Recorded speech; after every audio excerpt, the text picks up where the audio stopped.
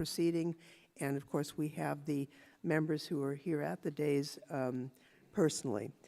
I'm very pleased to see everyone here, and I note that we are holding this hearing in compliance with the most recent guidance issued by the Office of the Attending Physician.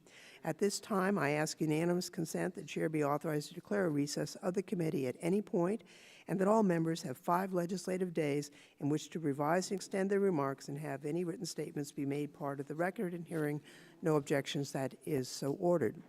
For all of us who are fortunate enough to work in public service, a guiding principle should be that a public office is a public trust. Without the public's trust and confidence, government loses its legitimacy. That principle was of paramount importance to the founders.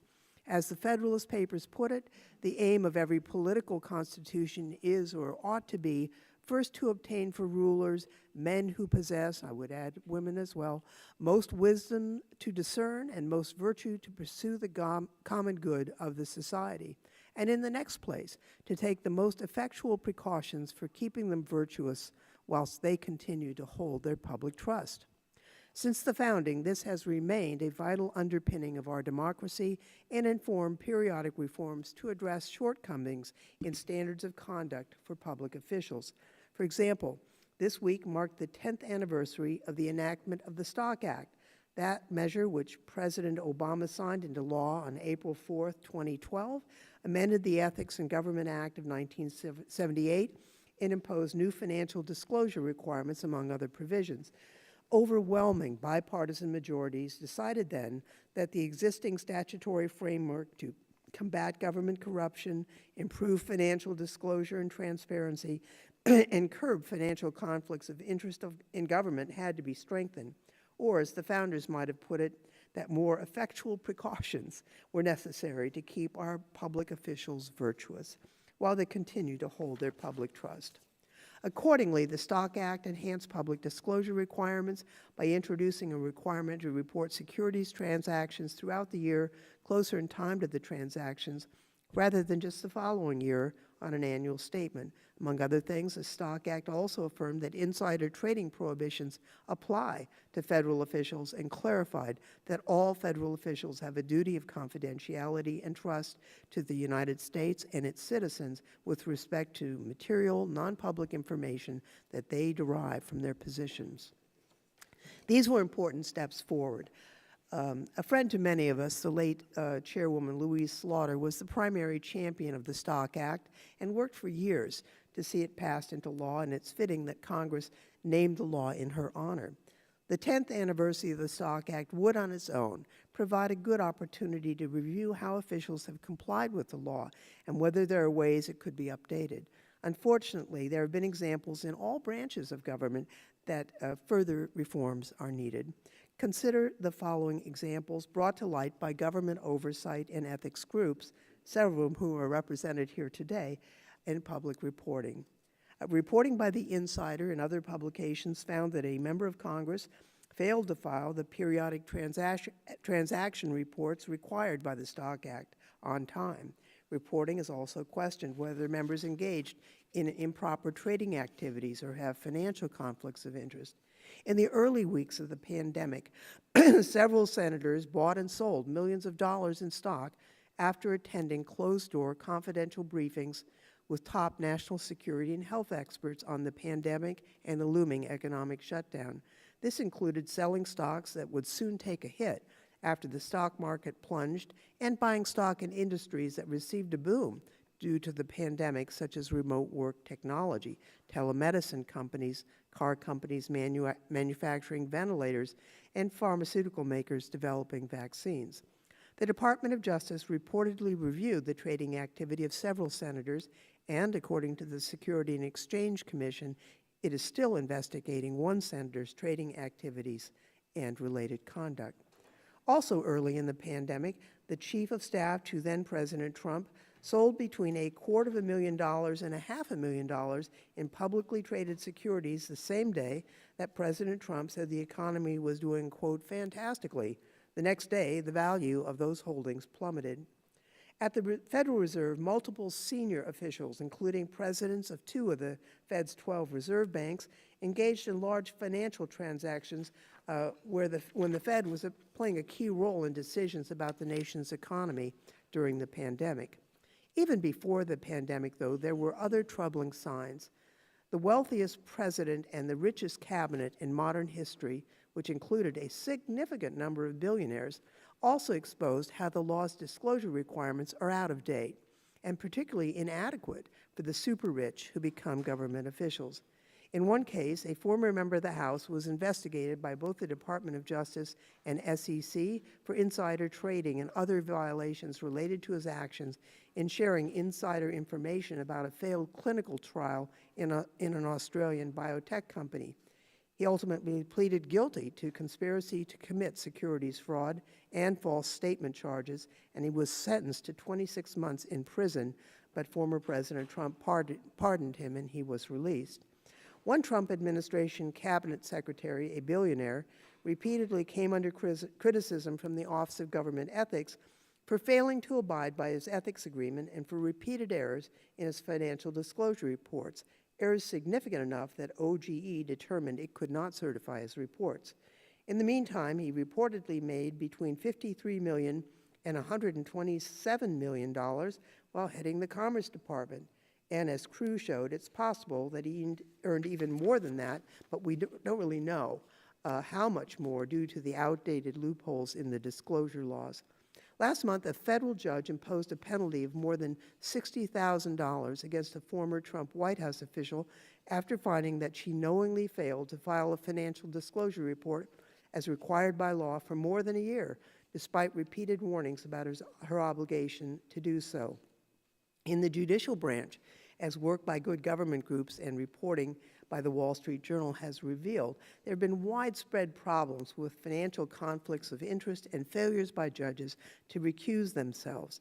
According to those reports, between 2010 and 2018, more than 130 federal judges improperly heard hundreds of court cases in which they or their family members held stock in a party to the litigation. Under federal law, federal judges are required to recuse themselves from cases in which they or their spouse or minor child have a financial interest in the subject matter or party. Plus, the problem could be even worse than that. The judiciary is literally years behind in making judges' financial disclosures publicly available. Only this year will judges' annual financial disclosure filings covering 2019 finally be available. 2020 still won't be ready. By comparison, when a member of the House files a financial disclosure report, the clerk must make it publicly available within 30 days. Across the entire federal government, there have been significant and troubling stories about financial conflict of interest in relation to stock trading and ownership. Together, these stories undermine confidence that the American people should be able to have in the faith and the trust that they put in the integrity of public officials and our government. Members of the public may ask, are our public officials acting in the public interest or their private financial interest?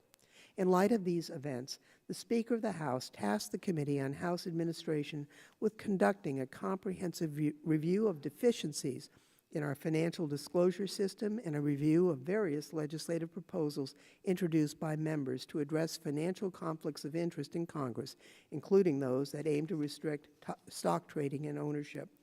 Our hearing today is a continuation of our review of the diverse legislative reform proposals. While there's growing bipartisan consensus that reforms are necessary, there remain significant policy questions about the appropriate approach and the details. Today, we will have the opportunity to hear from well-respected experts in government ethics and security law and regulation about what has prompted a significant momentum for financial conflict of interest reforms, the details, variations, implications of various introduced bills, and specific policy recommendations for reform. It's our hope that this hearing today will bring us closer to developing a consensus on recommended policy reforms that will combat financial conflicts of interest and restore public faith and trust in our government. Frankly, I've been asked by several reporters What is the work product that is going to emerge from this hearing? And I've been honest to say, we don't know. We've got a series of experts who are going to help us understand the intricacies of these issues and will help us in formulating good policy that will buck up trust in the American government. And we do thank the witnesses for their participation. I would now recognize the ranking member, or did you want to go to Mr. The ranking member for any statement he may wish to make. Yeah, don't give style the glory of my opening statement here, Madam Chair. First questions, yes, but I mean, please. Nice to see you too, Ms. Spanberger. Shall we walk in? Welcome. Thank you, Chair Lofgren. I'm glad we are holding a hearing on this very important topic. The public has spoken, and the demand is clear. Americans want more certainty that their elected representatives are acting in good faith with their financial decisions. Today provides a unique opportunity to bring together experts from across the political spectrum to assess proposals on how best to move forward to increase transparency and accountability across Congress. I look forward to these discussions. I'm confident this hearing will serve to inform us as we move forward in the legislative process. I'd like to begin by discussing some of the financial transparency measures already in place. The intent of the 2012 Stock Act is good. It was meant to create a public disclosure system for members of Congress to report their trades in a timely manner. However, as we have witnessed on multiple occasions since its passage, the Stock Act has deficiencies, and compliance with its requirements is not as straightforward for members as it should be. We've given the Stock Act 10 years, and it's time for Congress to take another look at this issue. According to Business Insider, at least 59 members have reportedly violated the requirements of the Stock Act since 2019. These alleged violators come from both sides of the aisle, making this a bipartisan issue that requires a bipartisan response. Given the broad distribution of these alleged violations across the various ideological groups in Congress, I'm confident that the majority, if not all, of them weren't malicious but inadvertent, illustrating a failure on multiple levels. This particularly concerns me because it suggests that we are not adequately educating our incoming members on their responsibilities to comply with the Stock Act. It is the responsibility of this committee to ensure members are aware of their responsibilities when they come to Congress, and I pledge to fix this lapse for new Republican members. I'd ask the chair to join me in this initiative for any incoming members of her party. While the legislative fixes we discussed today are a critical step forward, I'd like to say also that this committee should hold further discussions on how best to educate and assist all members, especially freshman members, with compliance issues and questions so that we can achieve the transparency that the American people demand. The public and our members deserve better from this committee, and as ranking member, I will do everything I can to fix that. I'm sure the chair will agree with this sentiment, and I welcome the opportunity to work together on this bipartisan issue. Regarding potential Stock Act updates, I'm excited to hear from our witnesses today.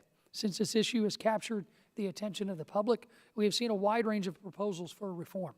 These suggestions are diverse, both in their proposed requirements and with their enforcement mechanisms to ensure compliance. Now, I don't really have many stock holdings other than retirement, but in anticipation of this hearing, I spoke with my financial advisor from my home district. It's actually my wife's financial advisor, a little bit of me, mostly her. He's from my home district in Illinois, and I wanted to get a better sense of how some of these proposals would affect members, especially middle-class members. He raised the concern that blind trusts, for example, can be cumbersome and expensive, would create perverse incentives, and do not provide the level of transparency that some assume they would. For example, most financial firms won't even take on a client for a blind trust unless they meet certain asset holdings and activity requirements. I don't meet either of those requirements today. And I would guess that that's true for many members. But these cost restrictions would put us in a situation where these perverse incentives might force members to engage in more market trading in order to meet blind trust minimums and other requirements. I hope we can address some of these concerns here today because I'm sure many members of Congress share them with me. I'm hopeful that the majority will take this opportunity to work together to build a bipartisan solution instead of proceeding with a knee-jerk reaction that sends a one-party bill immediately to the floor. I look forward to our expert witnesses' testimony and further discussion, and I hope we can leave this hearing with a better understanding of the ramifications of any proposed solution as we embark on working together, hopefully, to craft bipartisan legislation. Thank you, and with that, I yield back. Thank you, Mr. Davis, and excuse me, in just a moment, I'll introduce today's witnesses, but before I do, as a reminder to our witnesses, each of you is recognized for 5 minutes. There's a lighting system and a timer in front of you, and when your time is up, we ask you to try and wrap up. Your full written statements will be made part of the record and will inform not only this committee, but members of the public. And the record will remain open for at least 5 days after this hearing for additional material to be submitted, and we may also have additional questions for you, and if that is the case, we would ask that you respond to those questions. Let me introduce each of our witnesses. Jacob Strauss is a specialist on Congress at the Congressional Research Service, where he has worked since August of 2007. He specializes in American government and politics with a focus on Congress and other governmental institutions. He's an adjunct professor on governmental studies at Johns Hopkins University and an adjunct professor at the University of Maryland, Baltimore County, in the political science department. Prior to that, he served as an assistant professor of political science at Frostburg State University. He holds a PhD in political science from the University of Florida, an MA in political science from the University of Florida, and a BA in government and politics from the University of Maryland. Liz Hempowitz serves as Director of Public Policy on the Project of Government Oversight, sometimes referred to as POGO. She is an expert on whistleblower protections, conflicts of interest, ethics, Freedom of Information Act, separation of powers, and the National Emergencies Act. She develops and advances policy solutions to combat corruption and promote openness and accountability in government, and she strategizes the best way to translate POGO report findings into legislative reforms or executive action.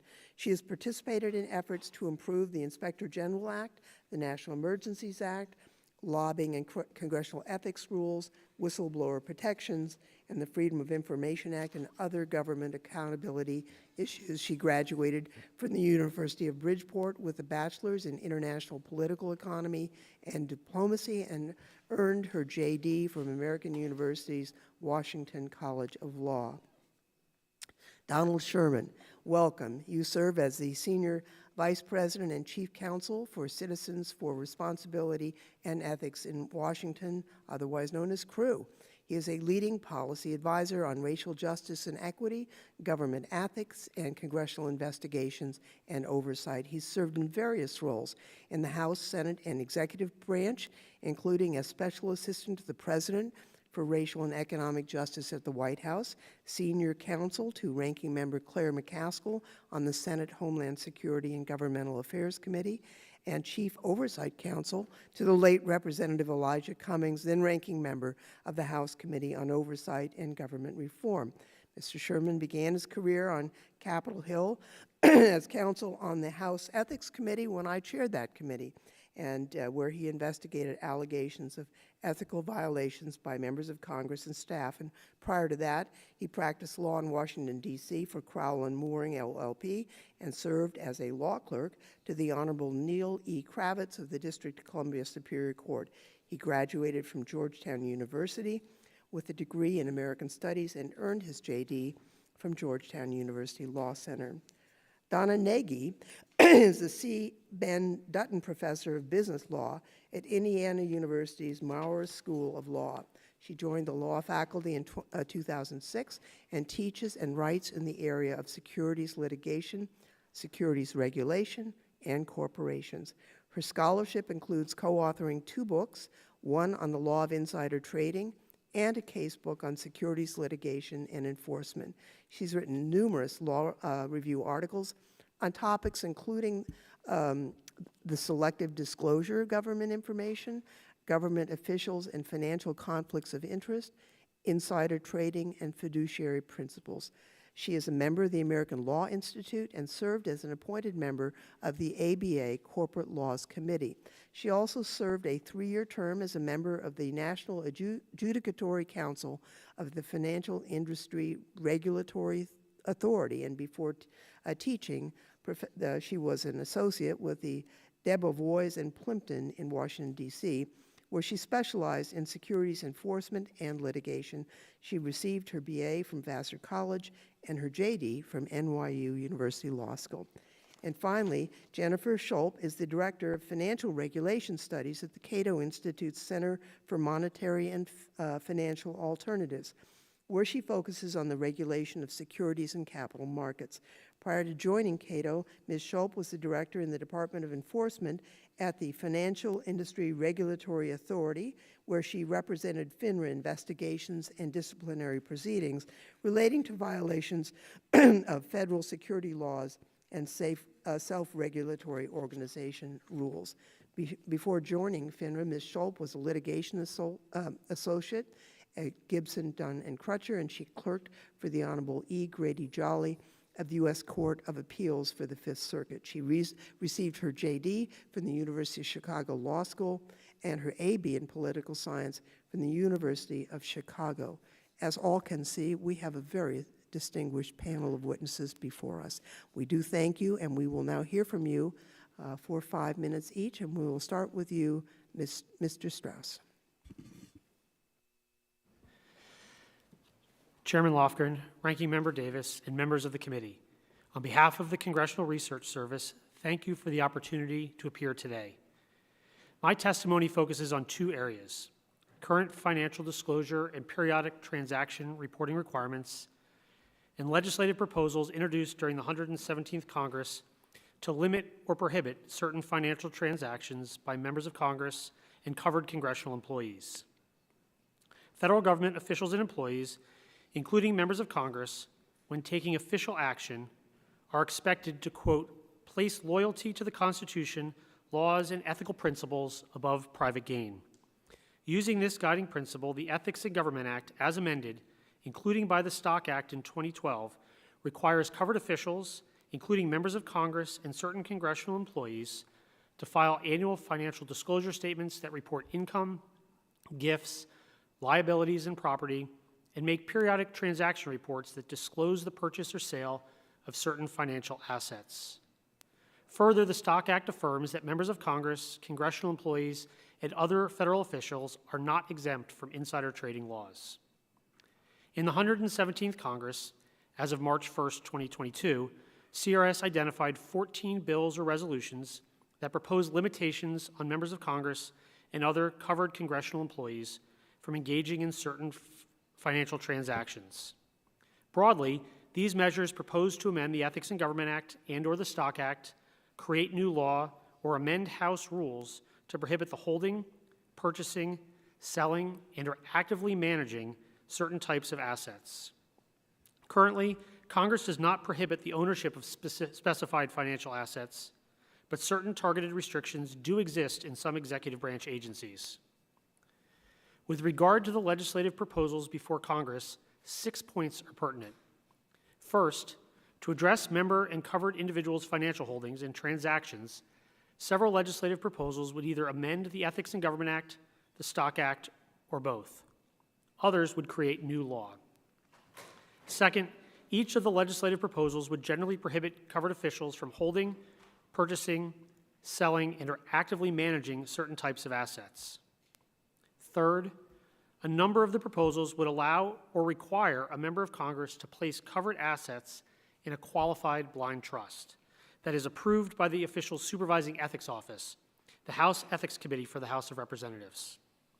Qualified blind trusts separate the covered official from day-to-day decision-making about their holdings, which can serve to remedy potential conflicts that might arise from officials' actions that could impact their individual holdings. Fourth, 4 of the proposals would expand public access to information in the financial disclosure statements and periodic transaction reports. Fifth, 10 of the 14 legislative proposals would change available penalties for noncompliance. Within these proposals, two basic penalty strategies are suggested: fine individuals for noncompliance and/or publish the names of individuals who are found in violation of the law on a public webpage. Finally, two legislative proposals would amend House Rule 23, the House Code of Conduct, to add a new section that would prohibit members from trading stocks.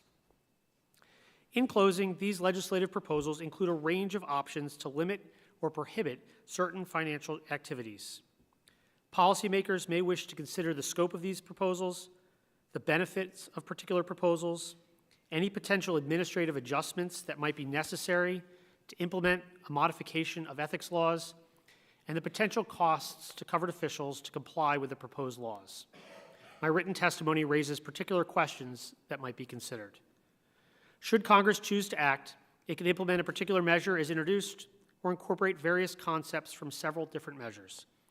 Each choice likely has advantages and disadvantages that CRS is available to discuss further. Thank you again for the opportunity to testify. I look forward to your questions. Thank you very much for your testimony and also your willingness to continue to work with us as we sort through the various proposals. Ms. Hempowitz, you are now recognized. Chairperson Lofgren, Ranking Member Davis, and members of the committee. Thank you for inviting me to testify today about addressing conflicts of interest in Congress as they relate to the owning of individual stocks. There is no denying that this issue has captured public attention in a unique way. In fact, a strong majority of voters from both major political parties support a congressional stock ban. A Fox News poll recently found 70% of those surveyed favored banning members of Congress and their immediate family and staff from trading stocks. Those numbers didn't come out of nowhere. An avalanche of eye-opening press coverage has demonstrated a congressional stock trading problem that ranges from seemingly benign missed public disclosure deadlines to criminal insider trading. In response, there are now entire online communities dedicated to tracking congressional sales, not only to hold members accountable, but because many members of Congress outperform the market and an enterprising few in the public want in on the action. It's no wonder that the polling reflects an overwhelming desire for change. And Congress is listening. More than 125 members are now co-sponsoring legislation intended to address at least some aspects of this problem. It is encouraging to see elected officials so in tune with what their constituents want. And so now Congress is poised to restrict stock trading by lawmakers with bipartisan support, and we are here to help hammer out the details. But the details are everything. There are several competing bills in both chambers of Congress, and when we see legislation advance, it will either be a first step towards creating real ethics rules for members of Congress or mere window dressing for legalized corruption. So I want to spend the few minutes I have with you today talking about what we at POGO see as some of the important bright lines for you to consider as you move forward. First, as a floor, we recommend that you require members of Congress to divest conflicting assets with the option to put any remaining assets in a blind trust that is subject to new public disclosures. The logic here is simple. Members of Congress have access to non-public information and the power to move markets. We must eliminate opportunities for insider trading and insulate members from even the perception that they are making decisions based on the benefits to their own financial interest rather than the public interest. Second, to be meaningful, these requirements must cover spouses and minor children. Again, the reasoning is simple. It is a safe presumption that married partners discuss their work dealings and that a minor child's affairs are under some modicum of their parent's supervision. Now, in both cases, that means the spouse or child also has the same access to market-moving information that the public is so concerned about being misused. In a less generous reading, exempting spouses or minor children would supply an easy, opaque way for a corrupt member to hide self-dealing and make any added restrictions totally moot. Third, the new standards cannot exempt assets that were owned before taking office. Unless members of Congress are willing to recuse from votes or committee assignments based on their financial holdings prior to taking office, an exemption for previously held assets creates a potential conflict without serving any discernible public policy objective. I want to be clear. POGO wants a much stricter ban than any of those you are considering today. We would limit the holdings that members, their spouses, dependent children, and senior staffers can own to diversified mutual funds and U.S. Treasury bonds, with narrow exemptions applicable only in truly unusual circumstances. But today, we've focused our bright lines on improvements to the law that will enhance accountability and public trust related to concerns about insider trading. And there is incredible momentum for these reforms that would respond directly to one of the public's most acutely expressed institutional concerns. But now, some have suggested that Congress should slow down this current effort so that it may include reforms to the financial conflicts of interest systems that apply to the judiciary and the executive branch. But you face the very real possibility of passing no reforms if you slow down now. I urge you to focus first on passing restrictions for Congress and then use that momentum to pass additional and, yes, critically necessary conflicts of interest reforms to the other branches of government. I want to close with this thought. The reason we're having this conversation today isn't because of any one scandal or missed Stock Act filing deadline. We're here because of the barrage of the many different examples across both chambers and parties has given the public an overwhelming perception that Congress is engaged in corrupt behavior when members are allowed to freely own individual stocks. My colleagues at the Project on Government Oversight stand by ready to aid in your efforts in addressing this problem however we can. Thank you again. I look forward to your questions. Thank you very much. Mr. Sherman, you're now recognized. Chairperson Lofgren, Ranking Member Davis, and members of the committee. Thank you for the opportunity to appear before you today to address the ethics problems created when members of Congress and their families own or trade individual stocks and other securities. I'm especially grateful for this opportunity to testify before Chairperson Lofgren, who, 13 years ago, hired me to join the nonpartisan staff of the House Ethics Committee. My organization, Citizens for Responsibility and Ethics in Washington, is a nonpartisan anti-corruption watchdog committed to ensuring that government officials act ethically on behalf of the people they serve. It is with this purpose in mind that I encourage Congress to embrace comprehensive legislation that satisfies three principles. One, prohibiting members from owning and trading stocks and other similar commodities or securities. Two, extending this prohibition to members' spouses and dependent children. And three, incorporating a clear civil penalty that is a significant deterrent and easy to administer. In addition to these priorities, Congress must also ensure that any relevant oversight and enforcement bodies have the authority and the resources necessary to do their jobs effectively and to provide the public with real transparency. The ethics problems posed by members of Congress owning and trading stocks are not theoretical. At the beginning of the pandemic, a moment when public confidence in our government was critical, Congress was rocked by scandal. Reports of senators making significant financial transactions following private briefings about the coronavirus pandemic were just the tip of the iceberg. At least 75 members of Congress owned shares in COVID-19 vaccine makers Pfizer, Moderna, and Johnson & Johnson in 2020. These members were asked repeatedly to vote on legislation that impacted these companies' share prices. Similar issues have been spotted in other sectors. For example, 15 members that sit on committees overseeing U.S. military policy have financial ties to military contractors worth nearly $1 million. These facts are both egregious and, sadly, unremarkable. One reason for this litany of questionable conduct is the weakness of our current legal regime.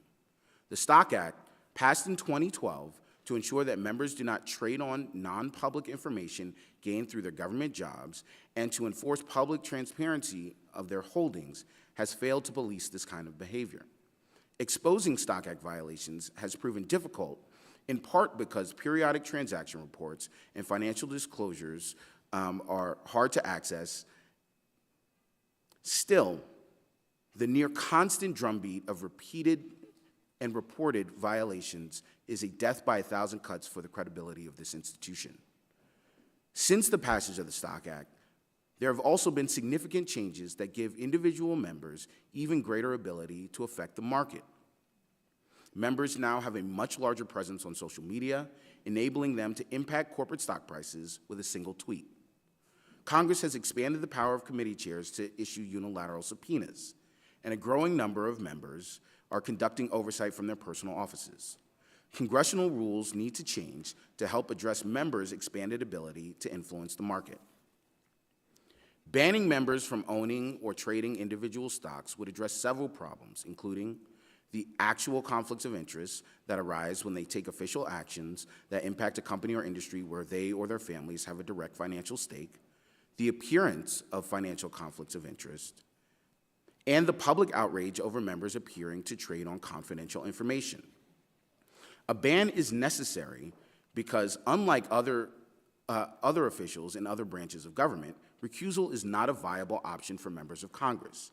Yet both the executive and judicial branches have higher standards. Merely placing individual assets into a qualified blind trust will not fully address these concerns, absent a requirement to sell the original assets. The ban must also extend to members' spouses and dependent children to ensure that members can't simply circumvent the law by transferring their individual assets to a close family member. Finally, the ban must include an enforcement mechanism that is both clear and significant enough to serve as a deterrent. For example, the legislation should not create a standard of intent that would make enforcement unlikely. While it is understandable that some members may have questions about the impact of these reforms on their own or their family's interests, these concerns are not more important than the public's right to know with certainty that the people they choose to write their laws are acting on their behalf and not in the service of their own financial interests. In closing, the public is right to hold their representatives in Congress to the highest ethical standards and to demand accountability when those representatives fail to live up to them. Wide bipartisan majorities are demanding that Congress make changes to address members buying and owning stock in industries that they oversee. Banning this practice will help to restore public faith and bolster confidence in our democracy. Thank you for the opportunity to address the committee today. I look forward to your questions. Thank you. We'll turn now to Professor Nagy. Chairman Lofgren, Ranking Member Davis, and members of the committee, thank you for inviting me to testify. I have been teaching and writing about corporate and securities law for more than 27 years. For nearly half of that time, I've also been writing about government ethics. What first drew me to that field were the controversies that resulted in the Stack Act of 2012. I had the great privilege of testifying about insider trading law in the House and Senate hearings that preceded that legislation. In connection with today's hearing, what I can also bring to the table are my years of studying how conflicts of interest undermine the legitimacy of decision-making by officials entrusted with power. Whether the decision-making occurs by corporate directors inside a boardroom or by lawmakers here in the Capitol, financial conflicts of interest contribute to a corrosive belief that those entrusted with power are making self-serving decisions that may not be in the best interest of those they've been elected to serve. My testimony today strongly supports your efforts toward reform, and I have 4 points to highlight. The first emphasizes a key difference in the many bills I've reviewed. Whereas some seek to restrict the ownership of certain investments by members of Congress, others seek to restrict only the trading of such investments during congressional service. In my view, trading restrictions alone will not be an effective solution to the conflict of interest problem that is plaguing Congress. Successful reform must also reduce lawmakers' opportunities for personal gains in their investment portfolios when they sponsor, support, oppose, and vote on legislation. So I urge this committee to focus on ownership and not merely trading. What is most needed, in my opinion, is a federal statute that prohibits members of Congress and their spouses and dependent children from owning the securities of individual publicly traded companies. My second point contrasts the lax conflict of interest restraints that currently operate in the legislative branch with the very strict anti-conflict laws that Congress has enacted for officials in the executive and judicial branches. To be sure, ethic rules in both chambers prohibit members from deriving personal financial benefit from congressional service. But long-standing interpretations permit and facilitate a lawmaker's ability to work and vote on legislation likely to affect their own investments, so long as they are not the sole beneficiaries. The lack of parity among the three branches underscores the urgent need for reform. My third point refutes the notion that public disclosure of personal investments, coupled with the discipline of the electoral process, can adequately deter these troubling financial conflicts. Neither annual ownership disclosures nor specific 45-day transaction reporting has managed to deter lawmakers from owning and trading hundreds of millions of dollars in stock in companies subject to their oversight. If anything, it has made the perception of corruption worse because, thanks to journalists and good government groups, the American public now sees even more quickly how frequently and extensively some lawmakers are benefiting from their legislative activity. Moreover, self-interested legislative activity affects the entire country, whereas only voters in a member's district or state can have a say in whether conflicts are serious enough to warrant an electoral defeat. My final point relates to insider trading. Notwithstanding the clarity brought about by the Stock Act, investigating suspicious trading by congressional officials has proven to be more challenging for the SEC and the DOJ than most may have supposed a decade ago. The Constitution's Speech or Debate Clause puts in place a very high hurdle for obtaining evidence that relates to what a congressional official learned through legislative activity. And without evidence, prosecutions are not possible. This hearing constitutes a monumental step toward bringing about real and profound change. I am truly honored to be a part of it. I look forward to your questions, and I stand ready to be of whatever help I can as the legislative process progresses. Thank you very much. Thank you. Excuse me. Thank you very much. And now we have our final witness, Ms. Schult. We will welcome your testimony. Thank you. Chair Lofgren, Ranking Member Davis, and distinguished members of the Committee on House Administration. My name is Jennifer Schult, and I am the Director of Financial Regulation Studies at the Cato Institute Center for Monetary and Financial Alternatives. Thank you for the opportunity to take part in today's hearing. As you know, the questions raised by members of Congress trading stocks are not new. A decade ago, the Stock Act clarified the applicability of insider trading prohibitions to lawmakers and required periodic disclosure of stock transactions. But concerns have persisted about lawmaker stock trading.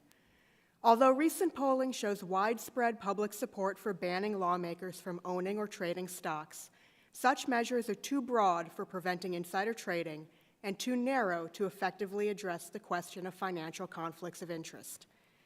Because financial conflicts of interest present complex trade-offs, not easily solved by a simple prohibition, it is better to focus on increasing transparency through disclosure. Despite headlines to the contrary, there is little evidence that unlawful insider trading is widespread on Capitol Hill.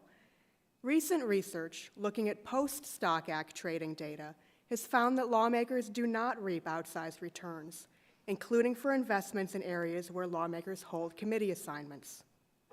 Yet, questionable trading has fed a public perception that lawmakers have financial advantages.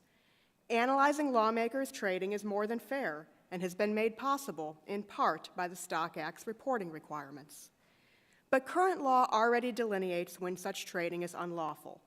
It does not follow that all stock ownership or trading should be prohibited just because no Stock Act prosecutions have been brought. This is especially true where there is no evidence of widespread insider trading. Moreover, taking prophylactic action to combat insider trading does not address the actual issue. There is reason to believe that those calling for congressional stock trading reform are not motivated by a crisis of faith in the markets, but rather a lack of trust in lawmakers. A focus solely on individual stocks distracts from the broader issue that the public perceives lawmakers to be using their positions for financial gain.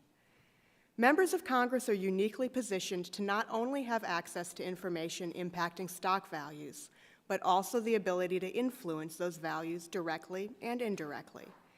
But this complication exists not only for individual stocks, but for mutual funds, exchange-traded funds, crypto holdings, business interests, and other financial interests. Individual stock restrictions address only a narrow portion of these potential conflicts, and as such, may do little in the long term to enhance voters' trust in Congress. The question, then, is how to manage this multitude of potential conflicts. While it is tempting to say that conflicts should be eliminated, this solution is not practical across the range of potential financial conflicts of interest that lawmakers face. Importantly, seeking to eliminate a particular conflict, such as trading in individual stocks, may have unintended effects on the quality of representation that voters receive, either by discouraging some from running for office or by decreasing the connectedness between representatives and the impact of their decisions. Disclosure provides a more complete solution, bringing the conduct of lawmakers into the light, discouraging questionable trading, and providing voters with information about the conflicts of interest that their representatives face. The Stock Act provides a good foundation for this transparency, but it has fallen short of its potential, and enhancements should be considered to provide additional transparency. The first place to focus is on ensuring that penalties for noncompliance are consistently applied. It is worth examining whether the penalty framework is sufficiently deterrent and considering public reporting of delinquent disclosure. And it is also worth considering whether aspects of reporting can be automated to ease compliance burdens. Second, the disclosure requirements themselves could be improved, for example, by shortening the long lag between the execution of a trade and the deadline for disclosure. Enhancing transparency permits voters to choose whether the conflicts faced by their elected representatives are problematic, even if the trading itself is perfectly legal. Empowering voters with information limits unintended consequences of restrictions and puts the choice in the hands of voters, where it belongs. Thank you, and I welcome any questions that you may have. Thank you very much, and thanks to each one of our witnesses for very useful testimony. This is the time when members can address the witnesses with questions, and Mr. Stile is recognized at the request of the ranking member to go first. Thank you very much, Madam Chairwoman. We have conflicting hearings today, and so I appreciate your willingness to let me jump in. I think where we maybe should begin is, one, what's legal and illegal under current law, and two, what are the priorities and objectives and goals of putting forth this framework? And so as I look at this, and Ms. Schult, I'd love for you to comment on this, it's to facilitate compliance with the law, and under current law, insider trading's illegal, including for members of Congress. We can have a conversation about the enforcement of that.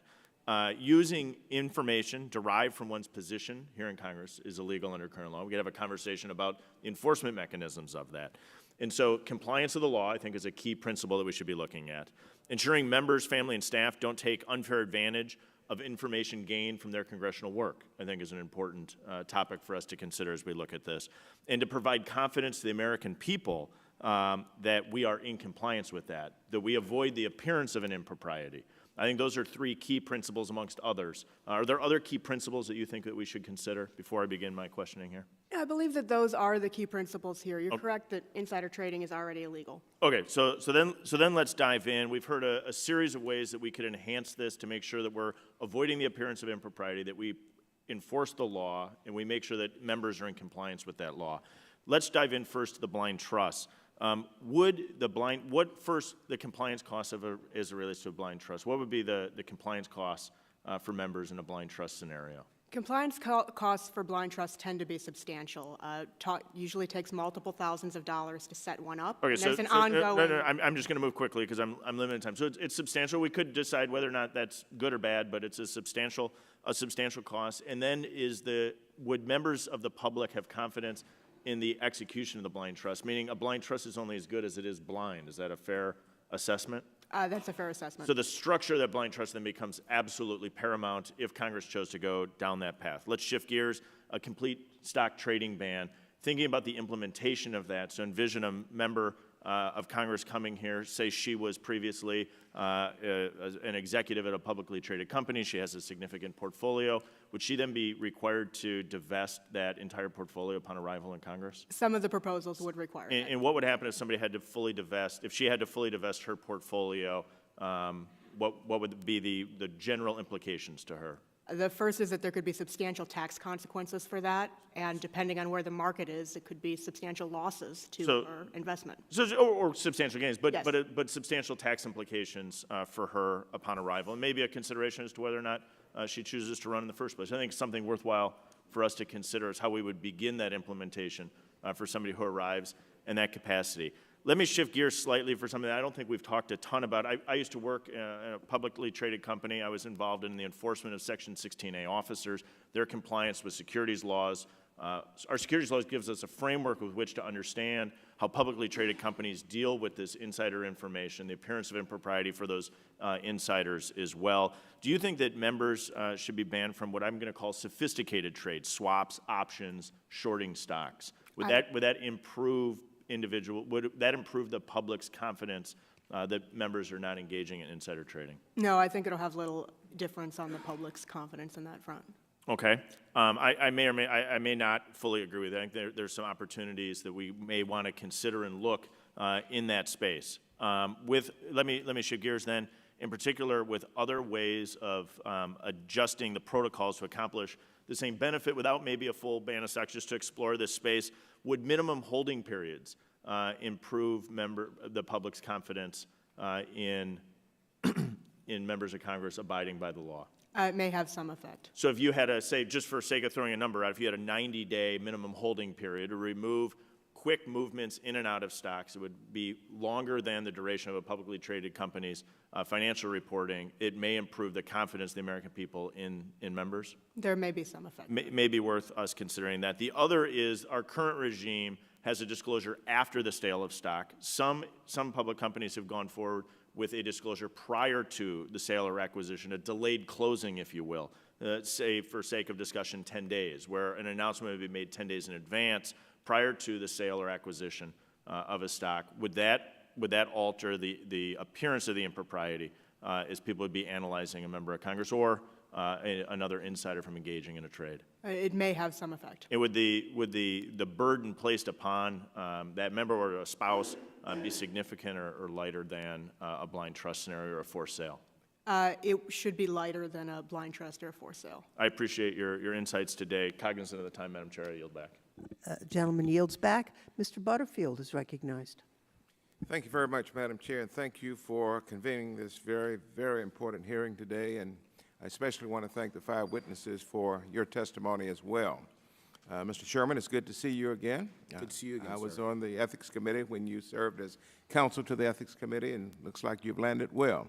I just want to thank you for your many years of service. You know, Madam Chair, you were the chairman of the Ethics Committee when I was there. I will say publicly that out of the 18 years that I've served in Congress, those 2 years or 4 years on the Ethics Committee were the worst years of my life.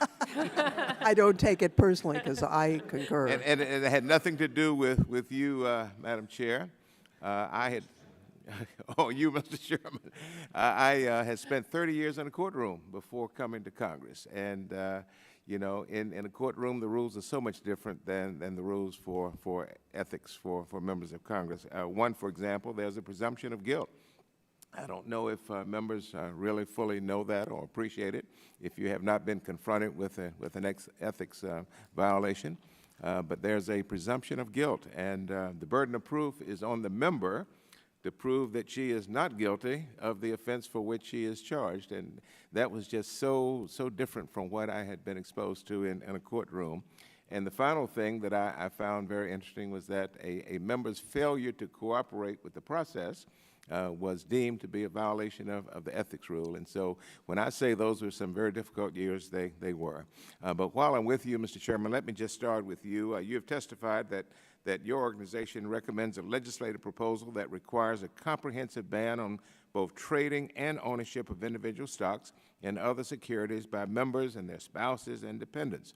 So my question to you, and I have great respect for Crew, what is Crew's perspective of the various legislative proposals that ban stock trading but permit stock ownership through the use of qualified blind trusts, which are currently allowed by law. I know you touched on it earlier, but if you would be a little bit more illuminating in your response.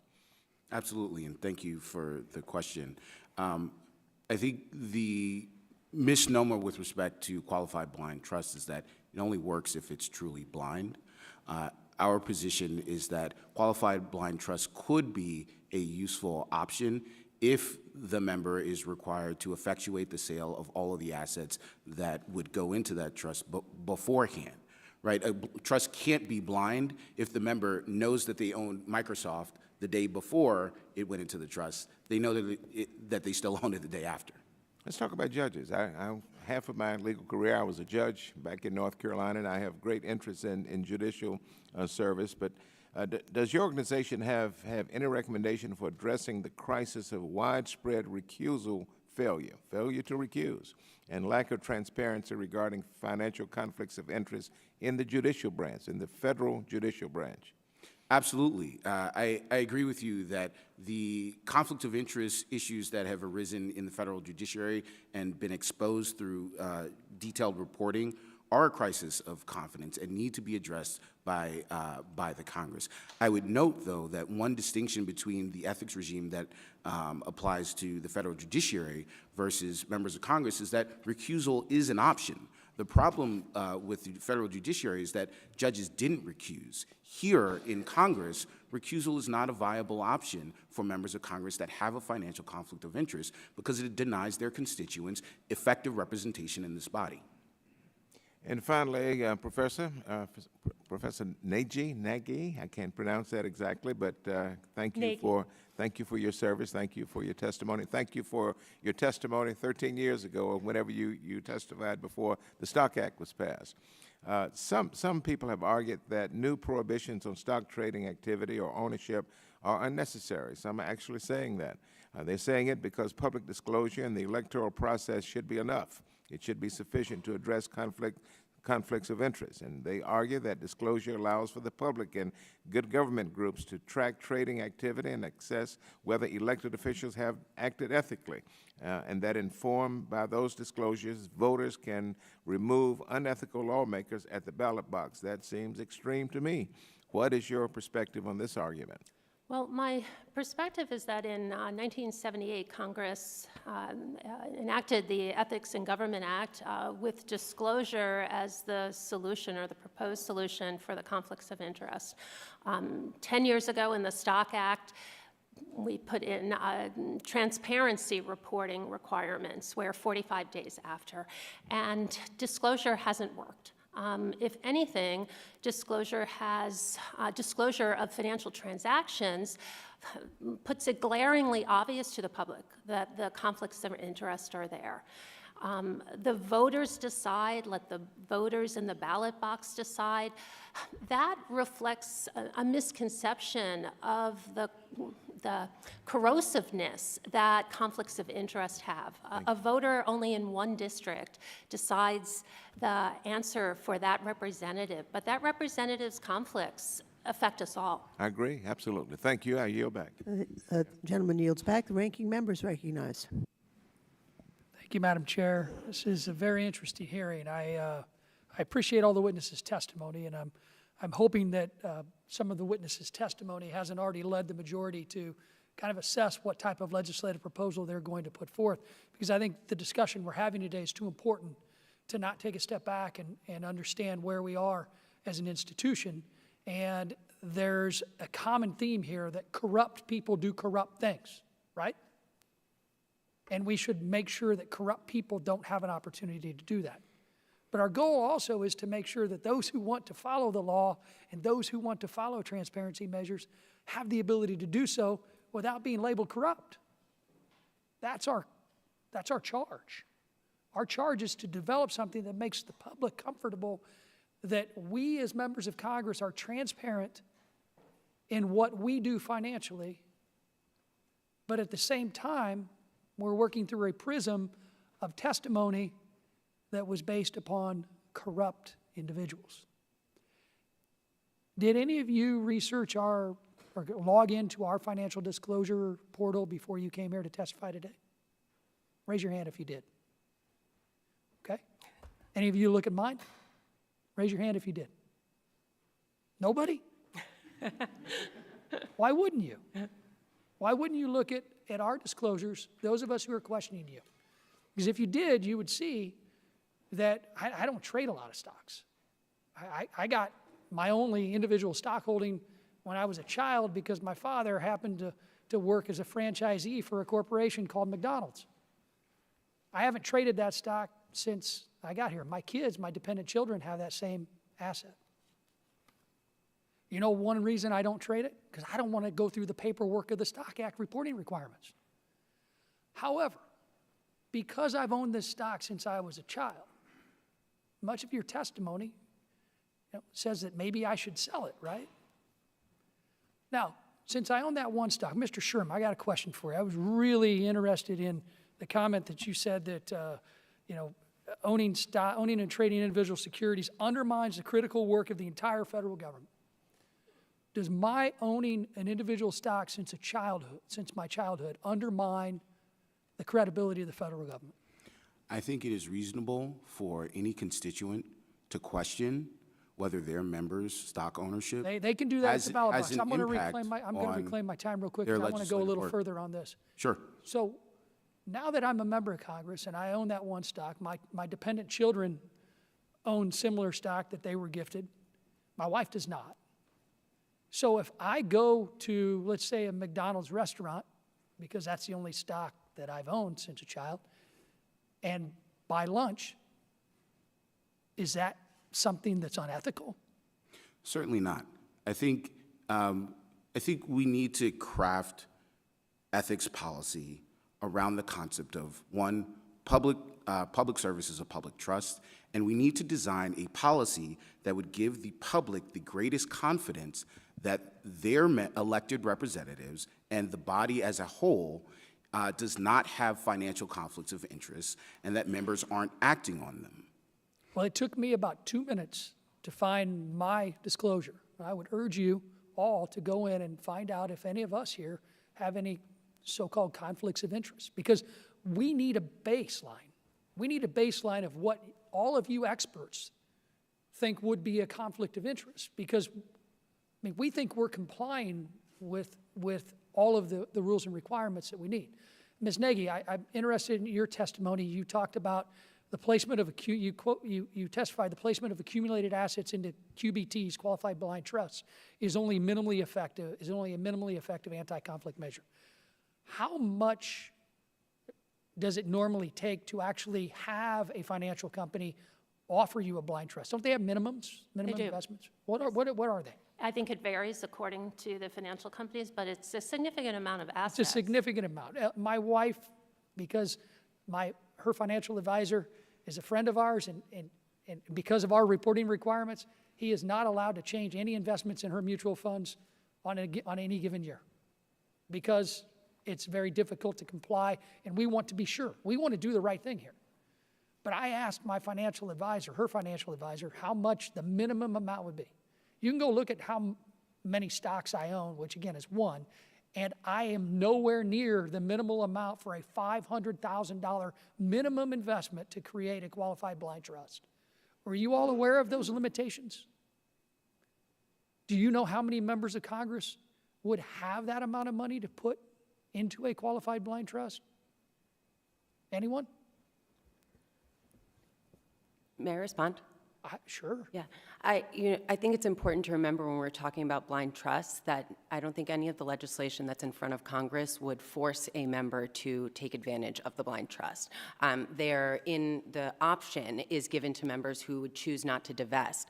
We see that same structure in the executive branch, and for the most part, most individuals going in who are subject to very similar restrictions in the executive branch choose to divest, including very successful millionaires and billionaires Are there that go tax into the incentives for executive branch. divesting as a member of the executive branch? You can receive in the same way that I think some of the legislation would include here, if members are selling their stock and they would incur a penalty, they would be able to get a certificate of divestiture, which would put off it wouldn't give them a benefit and it wouldn't give them a tax penalty. It would simply maintain their status quo until after their government service, and then they would have to pay whatever taxes they would have had to pay on those assets, whatever they did with them, whenever. which is the same thing they do in the executive branch, sir. All right, I know I'm out of time, but Mr. Sherman did raise his hand. Do you know the number of members of Congress that would be able to afford that?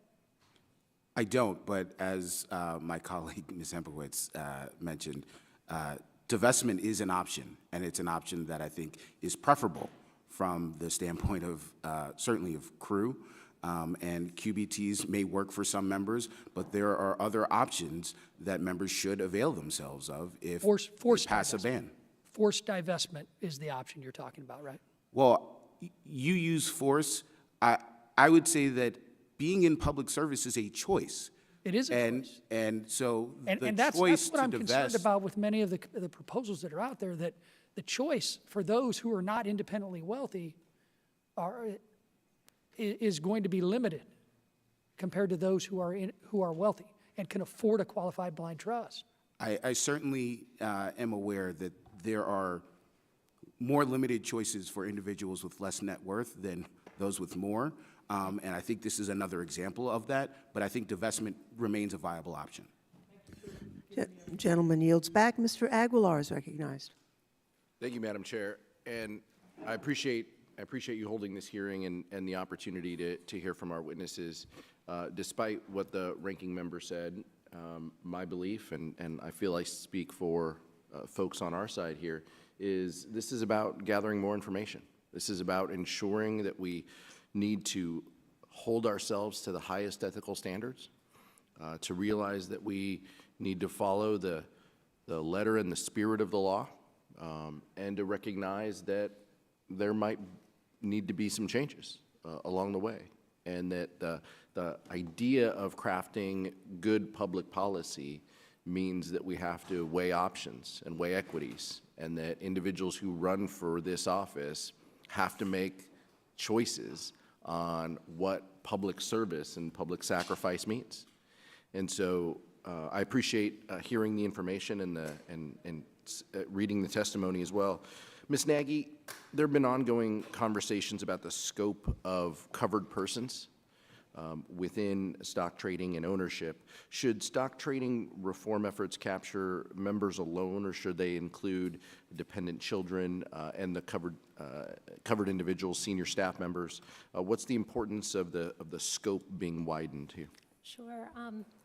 Thank you, Representative Aguilar. So I think the importance of the scope being wider relates to my very first point, which is that if the concern is a conflict of interest concern about the ownership of securities, and if the concern is that a member of Congress may be tempted into self-interested decision-making, then that self-interested decision-making is also going to relate to one's spouse and potentially to one's dependent children, who that lawmaker has control often of the assets. And so insider trading issues and trading issues are serious ones, but conflict of interest ones are very serious as well. And that is the area where Congress and the rules that apply to Congress and the laws that apply to Congress are very, very different than what currently applies in the executive branch and the judicial branch. I appreciate that. Ms. Sempowitz, and then I'll go again to Ms. Nagy on this question. There's been debate over the ideal enforcement mechanism within the Stock Act. Some potential bodies, SEC, Securities and Exchange Commission, Department of Justice, Office of Special Counsel. What are some of the challenges facing these specific enforcement mechanisms? Yeah, I think when we're talking about enforcement mechanisms that'll go through the executive branch, we're going to run into speech and debate issues. Our preferred enforcement mechanism runs through Congress. It's the one that you can see. I'm sorry that these bills all run together at this point, but I think it's the ban conflicting. It's the ban conflicting Stock Trading Act, and it's the one led in the Senate by Senator Ossoff. And I think that one has the clearest enforcement mechanism. And I think the high-level principles to consider with an enforcement mechanism is that it is, any penalties would be meaningful, that it would be easy and simple to apply, and that the public can have confidence that it's being applied evenly across the board. And so there has to be some transparency there. And so I think those are the three high-level principles. But if you're asking what my preferred mechanism is, it's the one in the bill led by Senator Ossoff. Ms. Nagy? So I think the enforcement sorry. The enforcement mechanism could get more complicated when there are various options to divest or put in a blind trust. I think the administration of blind trusts would be, the administrative challenges would be immense. And if we look at the difficulties that members have had in complying with the Stock Act's 45-day reporting requirements, adding more disclosures, more forms, more supervision does not seem to me the way to remedy the current problem. I think the enforcement mechanism, the simplest one, is to say that members of Congress cannot own covered securities, exempt certain types of securities like widely held diversified mutual funds, treasury bills, others. There might be some other exceptions, and I think drilling down to that. The simpler the prohibition, the easier the enforcement. I appreciate it. Mr. Sherman, you were the only one that mentioned, I'm sorry, you may not be the only one, but you specifically mentioned federal resources and oversight mechanisms. And can you talk with me briefly about, how we bolster the enforcement bodies to improve our ability to tackle insider trading and other conflicts? Absolutely. I think it's incumbent upon this committee to speak to the enforcement bodies, whether that's the OCE or the House Ethics Committee or some of the federal law enforcement agencies that were mentioned, to understand their capacity and how much resources they would need to implement these policies. I agree with my colleagues, though. I think the simplest and the cheapest mechanism of enforcement is to implement an absolute ban on members and their families owning and trading individual stocks and other securities. Thank you, Mr. Chairman. Yield back, Madam Chair. Gentleman from Georgia is recognized. Well, thank you, Madam Chair. And it's a very interesting hearing. I think that's something we should be discussing and talking about. But one quick question. I learned Mr. Sherman was part of the Ethics Committee just since I've been here. Curious, how many ethics violations were prosecuted per year? I mean, versus, I know that it's politicized and there are tons of ethics complaints for political purposes, but on average, how many years of members of Congress were we actually held accountable for ethics violations? With apologies, I don't know the answer to that question. I served on the Ethics Committee before the Stock Act was passed. Well, not just with stocks, with Sure. anything. Would the gentleman yield? Because I was chair of Okay. the committee Yeah. at that time, and we had a very vigorous enforcement mechanism at that time, one that Mr. Sherman was very active. Right. Well, I was wondering, it's just whether it's stocks or not, how many ethics violations do we catch people with that are prosecutable, or however the term you want to use in a year? Again, I would be guessing if I give you a hard that's answer. fine, but there are some. But there are some. Which is a violation of an existing rule or regulation or law, correct? Absolutely. Okay. That's all I was wondering. I'll turn it over to Ms. Schult. Insider trading. Has there been insider trading done by members of Congress in the last few years?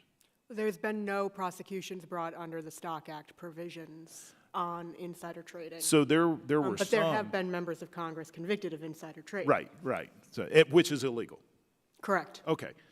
I'm kind of getting to a point, is a misconception that we have here is that government can change behavior. It cannot. Laws can't change or shape behavior. It can only punish for violations of those. And if we enact something like this that strips the rights and the freedoms of individuals, and everybody in this committee is a free American citizen that has rights, and part of the rights, as explicitly defined by our founders, was the right to participate in a free market society. The first stock market came in 1790, shortly after the ratification of our Constitution. It is part of a free market system.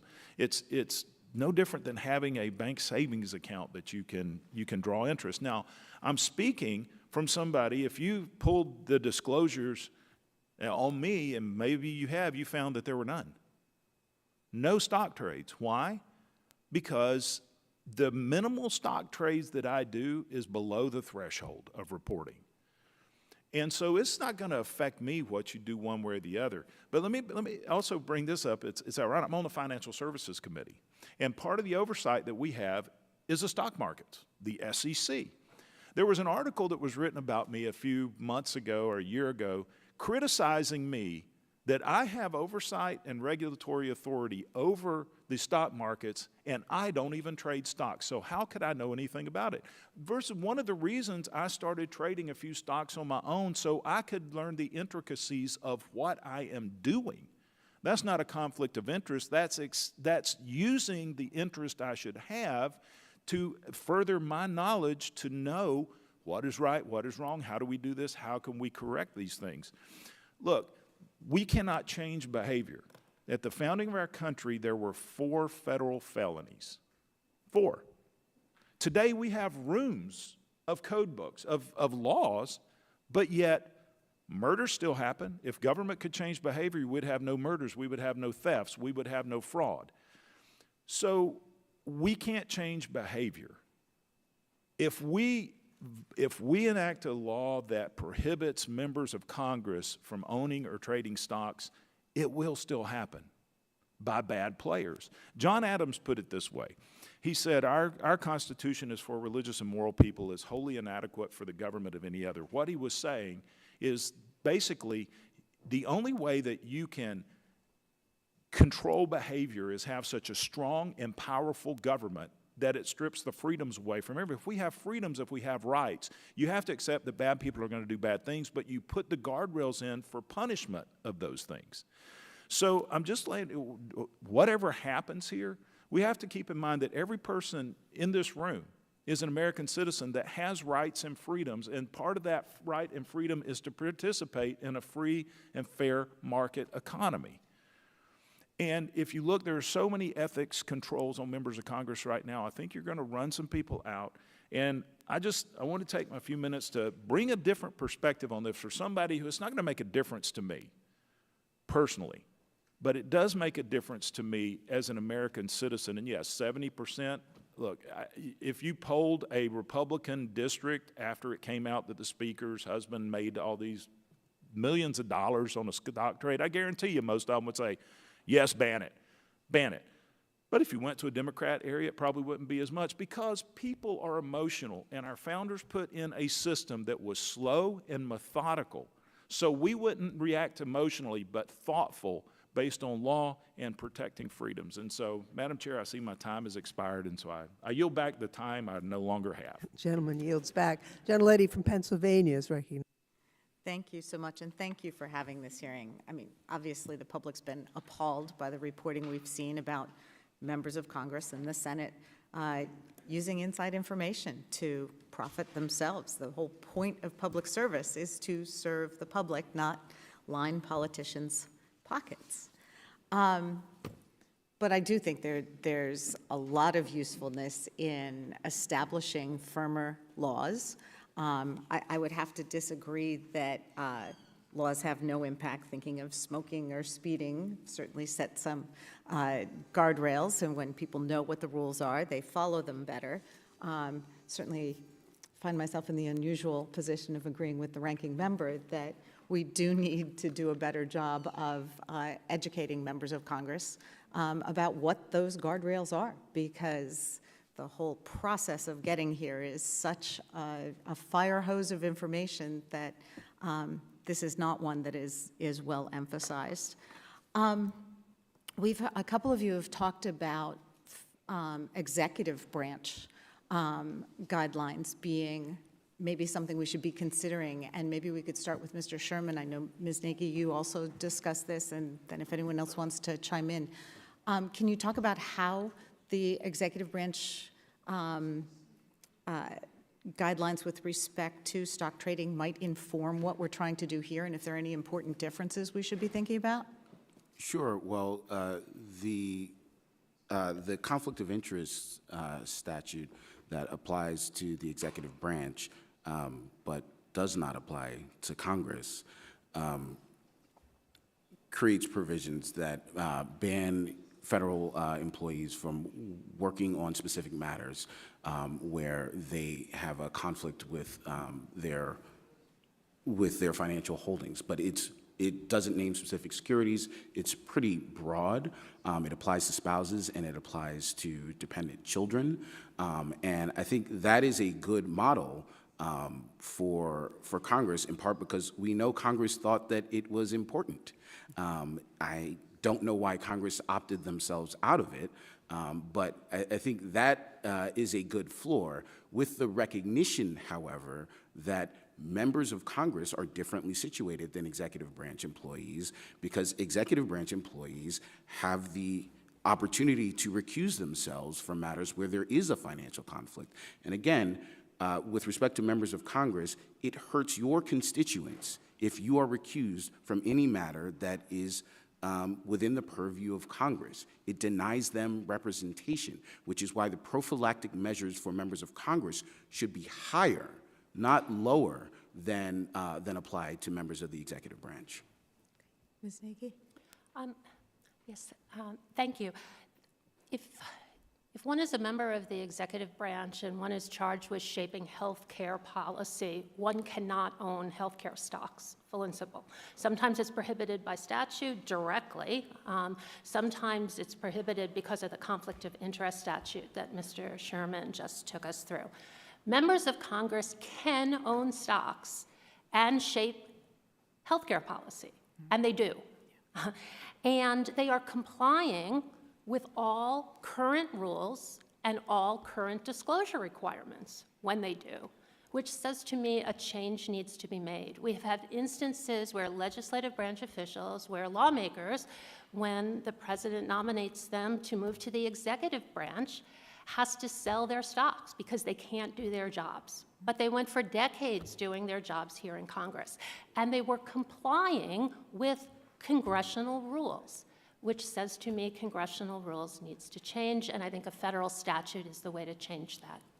Okay, it is interesting, since the scope is so broad. I mean, we have to deal with wars in Ukraine, and we have to deal with child care tax credits and everything in between. So that is an interesting distinction. I think you had something, Ms. Hempel. Yes, I just want to, in addition to what my colleagues have said, I think it's also important, the executive branch provides a really good model for any particular exemptions or unique situations as they come forward. You know, I know people have asked questions about how would you handle cryptocurrency underneath these, underneath the new restrictions. I think the executive branch, you know, has provided a really good roadmap of how to do that. There are also questions about, you know, non-nuclear families and how would they be approached. The executive branch has had restrictions that are stronger in many ways than what's being considered right now for Congress, and has found a way to make it work, and has found a way to make it work without deterring successful people or, you know, people from the lower economic ring in our society in participating in the executive branch while under those stricter restrictions. I have a gazillion more questions, also wondering how much public financing of campaigns would help, but thank you, and I'll yield back. A vote has been called on the floor of the House. We have 2 votes. So we will recess at this time to go vote. It's probably going to take at least 40 minutes to come back. So you may want to go get a cup of coffee or something. And we have at least 3 members who have questions. And there's been discussion of maybe having a second round if you all are game to stick around for that. So at this point, we'll recess and we'll come back promptly after the second vote.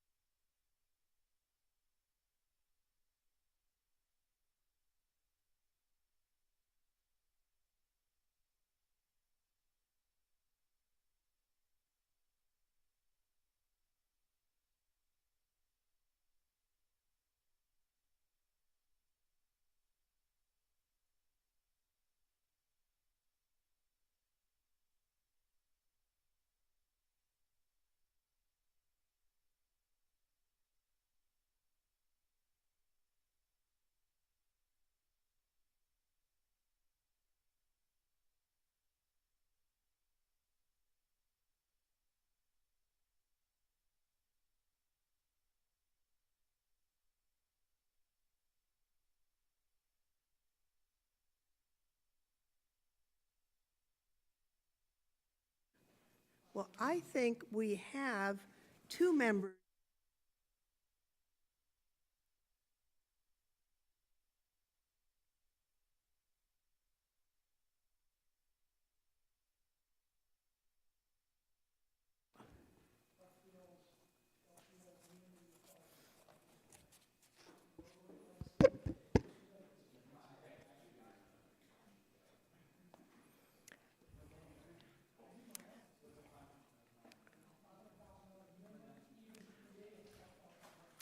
Ms.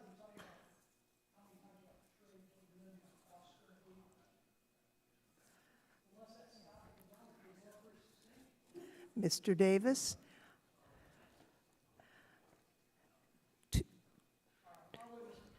Okay, oh, good. I guess we'll wait to the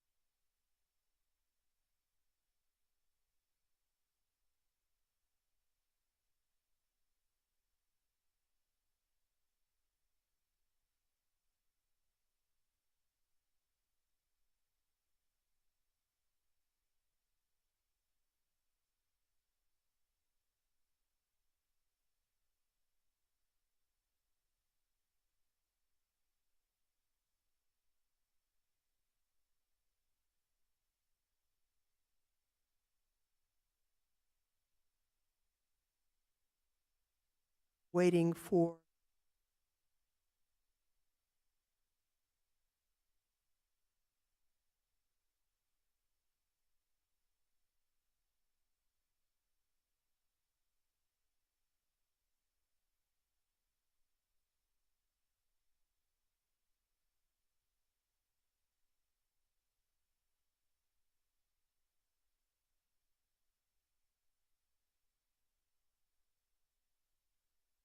his gigantic stock portfolio, which he inherited as a child. I have never purchased or sold a stock, a share of stock. So in some ways, this is very much an educational experience for me on the nuances and the questions that are before us. I'm sure the ranking members had the same experience I have had, people asking questions, what about this, what about that, that by and large I don't have the answer to. So let me pose this question. Several people have, I think the goal is, if I'm hearing everyone correctly, is that a member of Congress should not be able to personally benefit financially from the information they receive because they're a member of Congress or because of the decisions that they're making as a member of Congress. And I think most of us agree with that. So the question is how to address that. And I think as people have asked me questions, it seems like there are more complications than it would seem at first blush.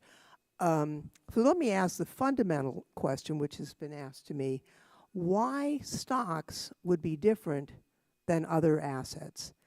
For example, we have members of Congress who are allowed, who own a business that they owned before they were elected, an insurance company or a store or any car dealership, whatever.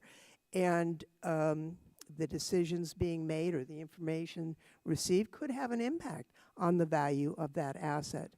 We have members of Congress who have professional licenses.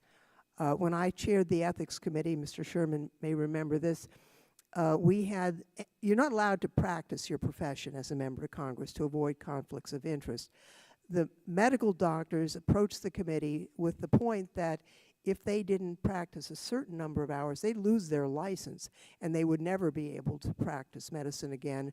And so we arranged for a scheme where the medical doctors could put in the number of hours that they needed to retain their license, and the remuneration could be no more than what was necessary to pay their malpractice insurance for doing those hours. And I think that's worked reasonably well. On the other hand, you know, Medicare reimbursements, a whole variety of things impact what an MD will in the future be able to expect as an income stream. Same with dentists or even attorneys. You don't have the minimum hour issue with MDs, but if you vote on something that provides for private right of action that's remunerative in the future, you could benefit from that. So why are those issues different than stocks? Whoever could answer that would be helpful. Anybody else? So, well, thank you. So stock in individual publicly traded companies is the low-hanging fruit. And let's go after the low-hanging fruit. It would be great to go up the tree and get higher reached fruit, and as we do, it's more nuanced and it's more complicated. But a total of hundreds of millions of dollars of assets of members of Congress are currently invested in publicly traded companies' stock. No, I understand that, and I think there's a genuine desire to address the issue, Right. but from a policy point of So view, from- what's the distinction? So the policy distinction is if we rid that interest and shift it, because it's not completely abolished, it basically then the stock is held in diversified investment funds. And so, but members of Congress in a diversified fund would not have as much impact. Okay, let me ask you this. Members of Congress, most American, middle-class American families, the single most important financial asset they have is their personal dwelling. And I think that's true other than the extremely wealthy people in Congress, and there are some, that's true for most of us. Obviously, there are a lot of things that can impact real estate. I mean, mortgage rates and the like. Should we require members to sell their homes? So I think we have to recognize two things. One, there are conflicts of interest with respect to most of what members of Congress do, right? Members set tax policy, and presumably they all pay taxes. So I think how we have to approach this is a balancing test that takes into consideration the risk of a conflict of interest materializing in a way that impacts members in their representation of their constituents, as well as consideration of how large a pool of individuals the conflicts that members have impacts beyond them, right? For example, with tax policy, or with owning a home, or paying for college, right? These are things that affect the general public across income levels, across various different factors. And I think everyone agrees that it's reasonable to understand why members of Congress, are elected to make policy with respect to those issues without selling their homes or taking other extreme measures. With respect to individual stocks and other assets that are under discussion with some of these proposals, one, they impact a much smaller class of assets than the general public possesses in a much more substantial way. I don't think there's any way to compare the stock portfolio or the financial portfolio of the average American as compared to the portfolio of the No, I agree with that. So I am understanding your conflict rules, and I think they actually match the conflict rules of the House in terms of if it broadly impacts the public, it doesn't. But let's talk about businesses. Lawyers, I know a number of lawyers who are in the House, and if they were in private practice, they had to shut their practice down and lay off all the employees. Other people who don't have management of businesses, they can keep those businesses. Why would those businesses be treated differently than a stock portfolio because obviously most Americans don't own a business. How would that be dealt with, and what's the policy distinction, if any, being made? I don't think they necessarily should. I'll give you an example from the depths of the ethics manual. With respect to recusal, there's a provision, an example in the ethics manual that says it's okay for members of Congress who own a brewery to vote on prohibition legislation. That seems like an obvious conflict of interest that any normal person could understand, that the congressional ethics rules not only explicitly allow, but articulate as an example of how Congress should function. I think that's a problem. I think there are lots of businesses and interests in privately held companies that present the same level of conflicts of interest that we are seeing with stock tradings. As Professor Nagy said, I think we should handle as much as we can, as judiciously as we can, but that doesn't mean that other conflicts don't exist and shouldn't be addressed. I think there's a reasonable test and a line that can be drawn. We've seen it with small farms and things like that, but certainly they present the same conflicts that we're dealing with here. Let me ask a question. Maybe this is a dumb question, but as I indicated earlier, I've never purchased any stock or sold any stock. If you look at my disclosures, however, it looks like there's all these stock trades. Well, what it is, my husband he's a lawyer, he's a sole practitioner, and he has a retirement fund that some guy at the bank manages for him. And I don't know what he's doing. And I suppose my husband could find out, but I don't think he does. We just say, don't buy fossil fuels, don't buy tobacco, don't buy gambling, and sometimes he doesn't even adhere to that. But that's not a blind trust, but in fact, we don't know what he's doing. Could you substitute the very burdensome, and we said, there are problems in terms of what you put into a blind trust, but the asset requirements and all the, the blind trust rigmarole with a more simple approach that you attest under penalty of perjury, the member, that you don't know and you're not directing and you're not receiving information, and the person who's doing the investing does the same penalty of perjury attestment. Does that work? If I could jump in on this one, I think Sure.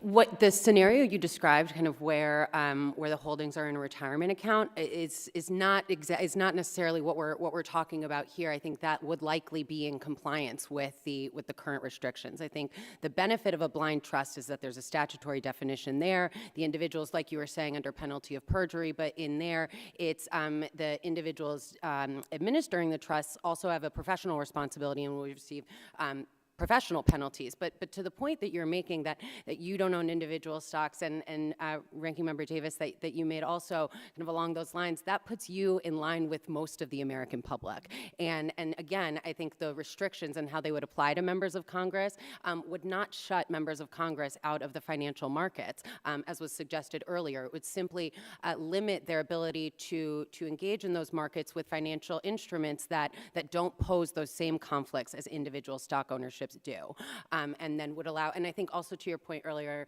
about what is the goal here, absolutely the goal is to make sure that members of Congress aren't corruptly using information that they have, but I think the goal, it has to be a little bit bigger than that too, and it has to be that Congress crafts ethics rules and laws that are strong enough that the public doesn't even have to worry about whether or not that's happening. It's the appearance as well. The appearance of I a conflict understand that. is as damaging to the integrity of the institution as an actual conflict. Let me ask a couple of questions that I have been asked. If the goal is basically to keep the member of Congress in the dark, and if they don't know something, they can't act upon it, to overstate that. It occurs to me that to some extent, the Stock Act reporting undercuts that whole goal. For example, once a year, my husband grumbles about it. He has to fill out this form because I don't know what's going on. Once a year, I find out what he's been doing. I guess there's that value as a spouse. But otherwise, I would never know. So to some extent, the reporting aggravates the situation. And you have to report for tax purposes and then once again for disclosure purposes. Would it make more sense to align the dates of the disclosure so that the tax and reporting are at the same time, and you don't at least have two disclosures, that's something we could do by adjusting the disclosure time for members to coincide with tax time. Would that help some?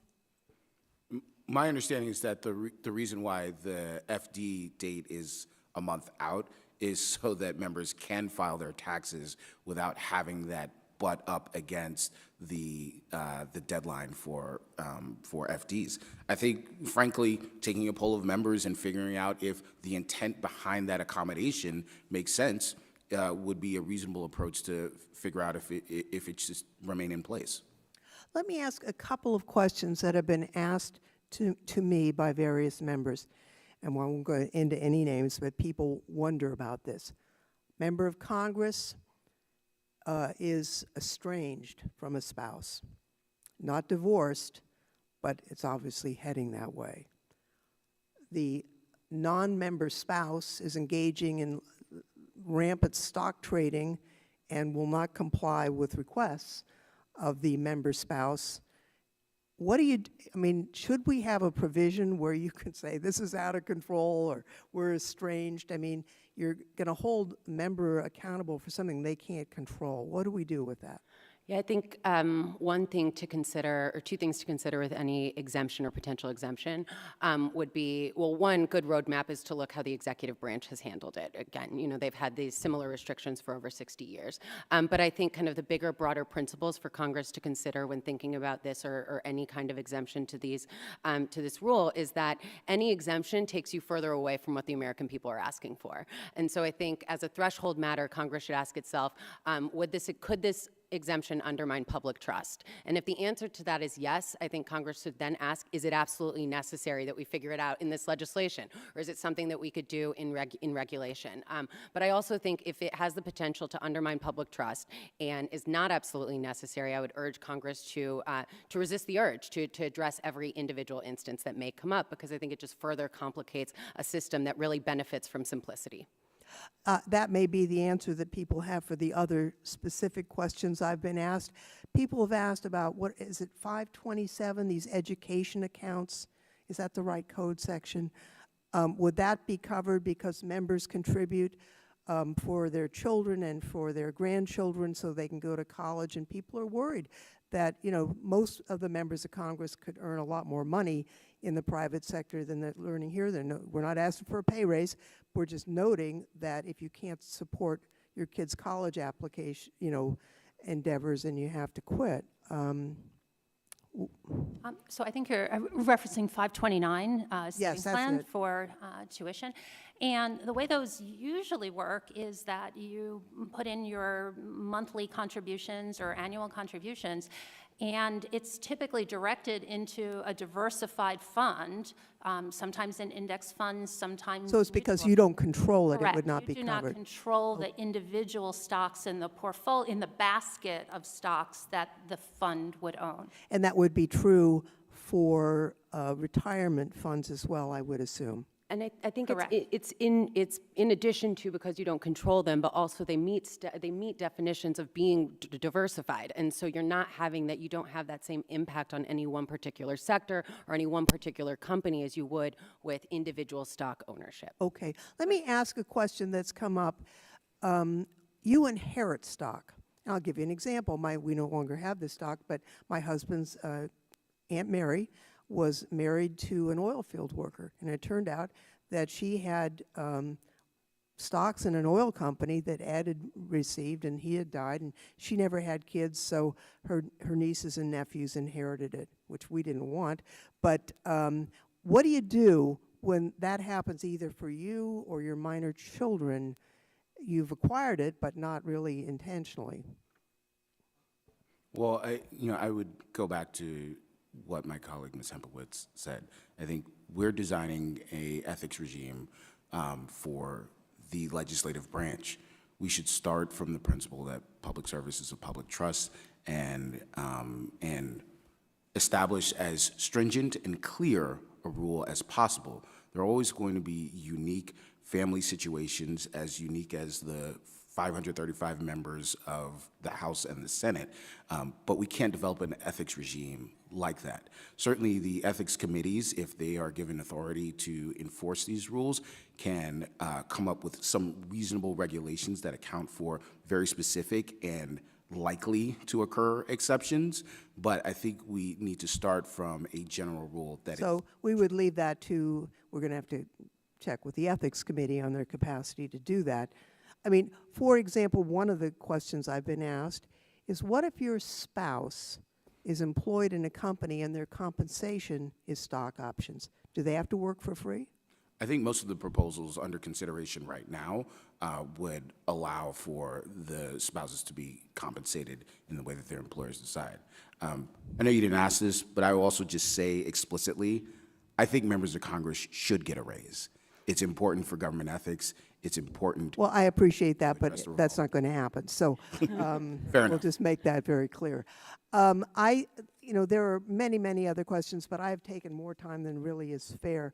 I've thought about this a lot, and I appreciate the testimony because you all have a high level of expertise in this area, and I see the gentlelady from New Mexico has arrived, so we will turn to her for her questions. Thank you, Chair Lofgren. And this line of questioning really highlights the fact that it's not easy, right? It is an area where we're trying to deal with multiple members of Congress who each have their own unique histories of why and how they came here. I will say that over the last few months, one of the top reasons why my constituents have been reaching out to me is that they want to urge a ban on individual stock ownership for members. So it is not something that is in a vacuum. We are dealing with our constituents are asking us to make sure that we have that separation, that we have that independence, and that our best interests in what we do financially is not at all tainted by what we do here. And, and I agree with that. I don't think members should be in the business of owning or trading individual stocks. When I first got elected, soon after it was brought to my attention that my retirement portfolio my 401k had a very modest amount in an individual stock. So I had to go in and actually take the extra effort to actually say, no, you can't get rid of that. I do not want to have there be any question at all. But as the chairwoman noted, I was not aware of that until it was brought to my attention, and I immediately asked them to turn it into something else. I don't know what you're going to do with it, just turn it into something else. But the other thing that strikes me is that we're talking about choice. I love the fact that that word came up a lot, because when we run, when we ask voters to elect us, which we have to do every 2 years, we are making a choice at that time. So if we know that we have a large portfolio of stocks, and if it is known in advance that once you get elected, you are going to have to divest yourself of those stocks, or put it in a blind trust if you have enough to make sure that you can pay the costs and deal with the complexity, that's a choice you are making when you are asking voters to trust you. And so we need to return that trust. And as long as we know that's what we need to do, then that comes part of the decision-making process. But there is an issue of timing. And so, like, how long would you recommend that a member of Congress, once elected, be allowed before they have to engage in that divestment, before, if they inherit something, what is reasonable then? I mean, because we want to be able to provide a period of reasonableness that everybody knows about. And I'll ask that of the panel. So I see several of you shaking your heads up and down. So what would you answer to that? I'll be faster than I usually am. I think the important thing, again, to consider is and look and see how things have been handled in the executive branch. And so I think the timelines that are given there, I think might be a good indicator. I think also, some people have suggested that maybe any additional restrictions shouldn't go into place until a member wins re-election. discretion, and I think that may also be reasonable. I think we're certainly not trying to create an ethics program that's impossible to comply with. We're trying to do the opposite, and it should be as simple to comply with as possible. Right, and waiting until after re-election allows that member to make the choice as to whether they will continue to ask for that. Mr. Sherman. I agree. I think the executive branch provides some examples. I also think that the time period should be with all deliberate speed, particularly relative to the 2-year term of service that members are elected to. So I've seen some proposals which are 90 days, 120 days. That seems not unreasonable, but I think with all deliberate speed is advisable. And Professor Nagy, as you answer that, I have another one, and since I don't have a lot of time, I'll just see if you want to answer that. And also, we keep pointing to the executive branch and its models. Are there instances of something that's in the executive branch that doesn't quite fit within a congressional setting, and what are some of those examples? So on the timing issue, I would say that I think a number of the bills actually, particularly for inheritance, raise 180 days as the time that someone would have to divest. And I think the consideration there is that sometimes the stock market is not doing what one wants it to do, and that gives a little bit of time there. I would also say for any divestment that is required under legislation that Congress enacts, I would also recommend the same type of rollover of capital gains tax that is currently in force, that Congress has currently put in the statute for the executive branch. I think that if someone sells assets, sells stock and other securities because they are ordered to do so, and they move that into a diversified mutual fund, they should the law should be written so that capital gains is deferred. Going to the executive branch, that is the rule in the executive branch. I think what the executive branch has, because it is, in most instances in the agency, it's not an outright prohibition, although there are exceptions. The FCC is one exception, don't own telecommunications stock. The disclosure forms that executive branch officials complete allows the ethics agency to determine whether there is a conflict of interest or is not. And then that then triggers the need for recusal or divestiture. And clearly that's not the instance here. Mr. Sherman before referenced the sort of brewery example that is codified in the manuals there.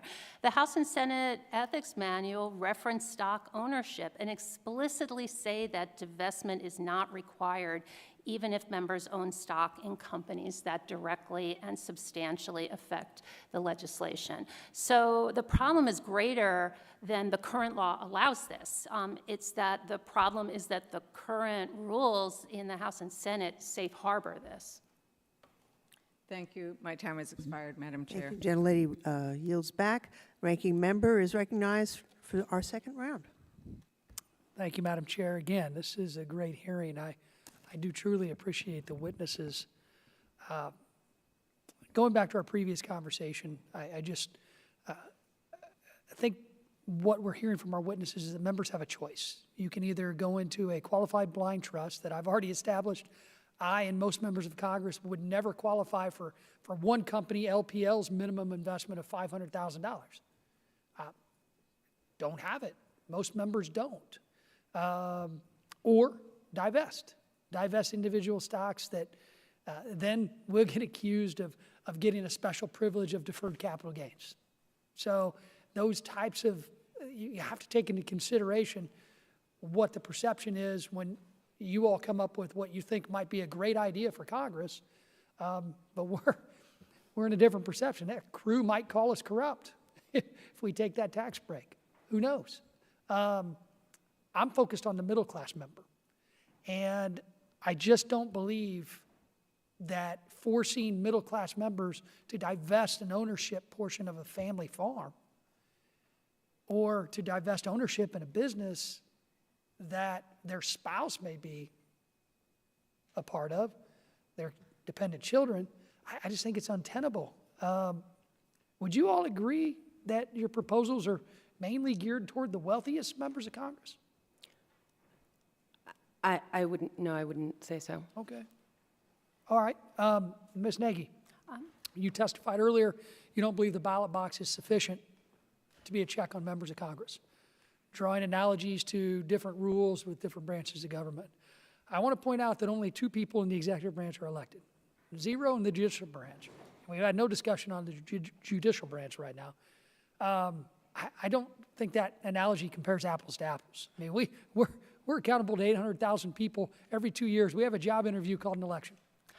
So my testimony before was that the ballot box is not a sufficient remedy to ethics, because ethics affect the nation, affect everybody.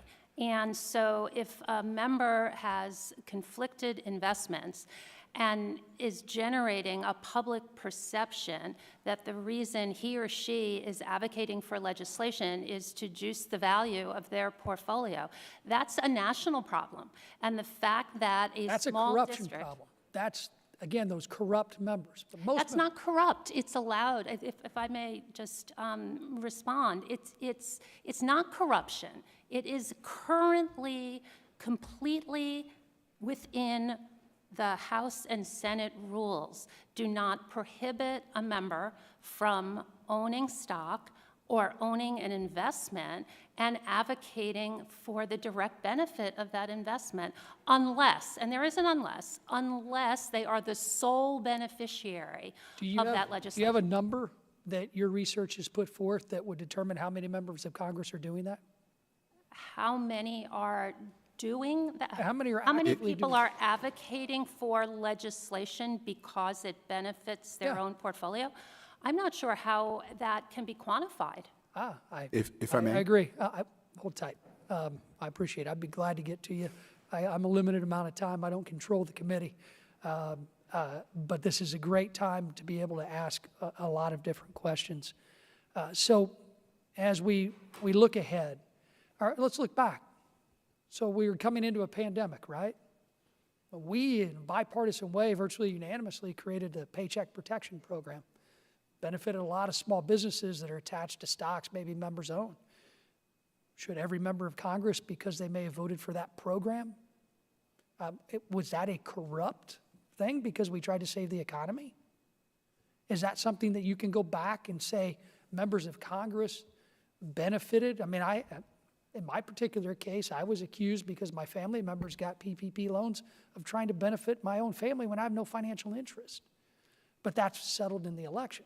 I mean, I think you can try to find a connection to everything we do. But again, most members of Congress, I truly believe Republicans and Democrats want to do the right thing. I don't trade stocks because I don't want to have to fall into some gray area of a reporting issue. But I think there's an issue that we don't start with what we have. We follow transparency rules. We file ethics disclosures that most people in the American public don't. So with that in mind, one last question, and I know, Mr. Sherman, you have probably more experience with this than most. Knowing the ethics disclosures that all of us file, and they're easily available, did any of you go research mine while we were breaking? Darn it, I was hoping you would. You could get it easily.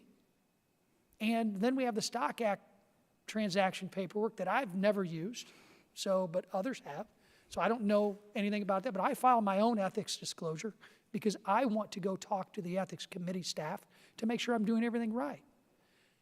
But is there anything in our current disclosure requirements that is lacking, that you would say needs to be more transparent? And if so, what is it? Yeah, so I appreciate the question. One, I would note that the only way to really know if a member is acting on a financial conflict of interest is to see their communications about that policy. But Congress is exempt from the FOIA, right? So when you talk about true transparency, I think there is some transparency, but the transparency with respect to members of Congress, how laws are made and their financial conflicts of interest, pales in comparison to the executive branch. I would also note that with respect to financial disclosures and periodic transaction reports, they are accessible to, I think, the folks on this, What on are they this missing? side. What are they becau- missing? I think they're not easily accessible to the general public. They're not machine readable. You can only view one document at a time. So if, for example, one of your constituents wanted to review all of your transactions over the course Okay, of so your tenure, you have an they accessibility. cannot easily do that. You have an accessibility based on something that can be fixed, make it more searchable and sortable in the Clerk of the House website. But I'm talking about the disclosure itself. Sure. The Disclosure does itself not is correct conflicts. Is our ability as members of Congress. It's our ability to tell our voters and tell every person in America, here's our financial picture for our entire household.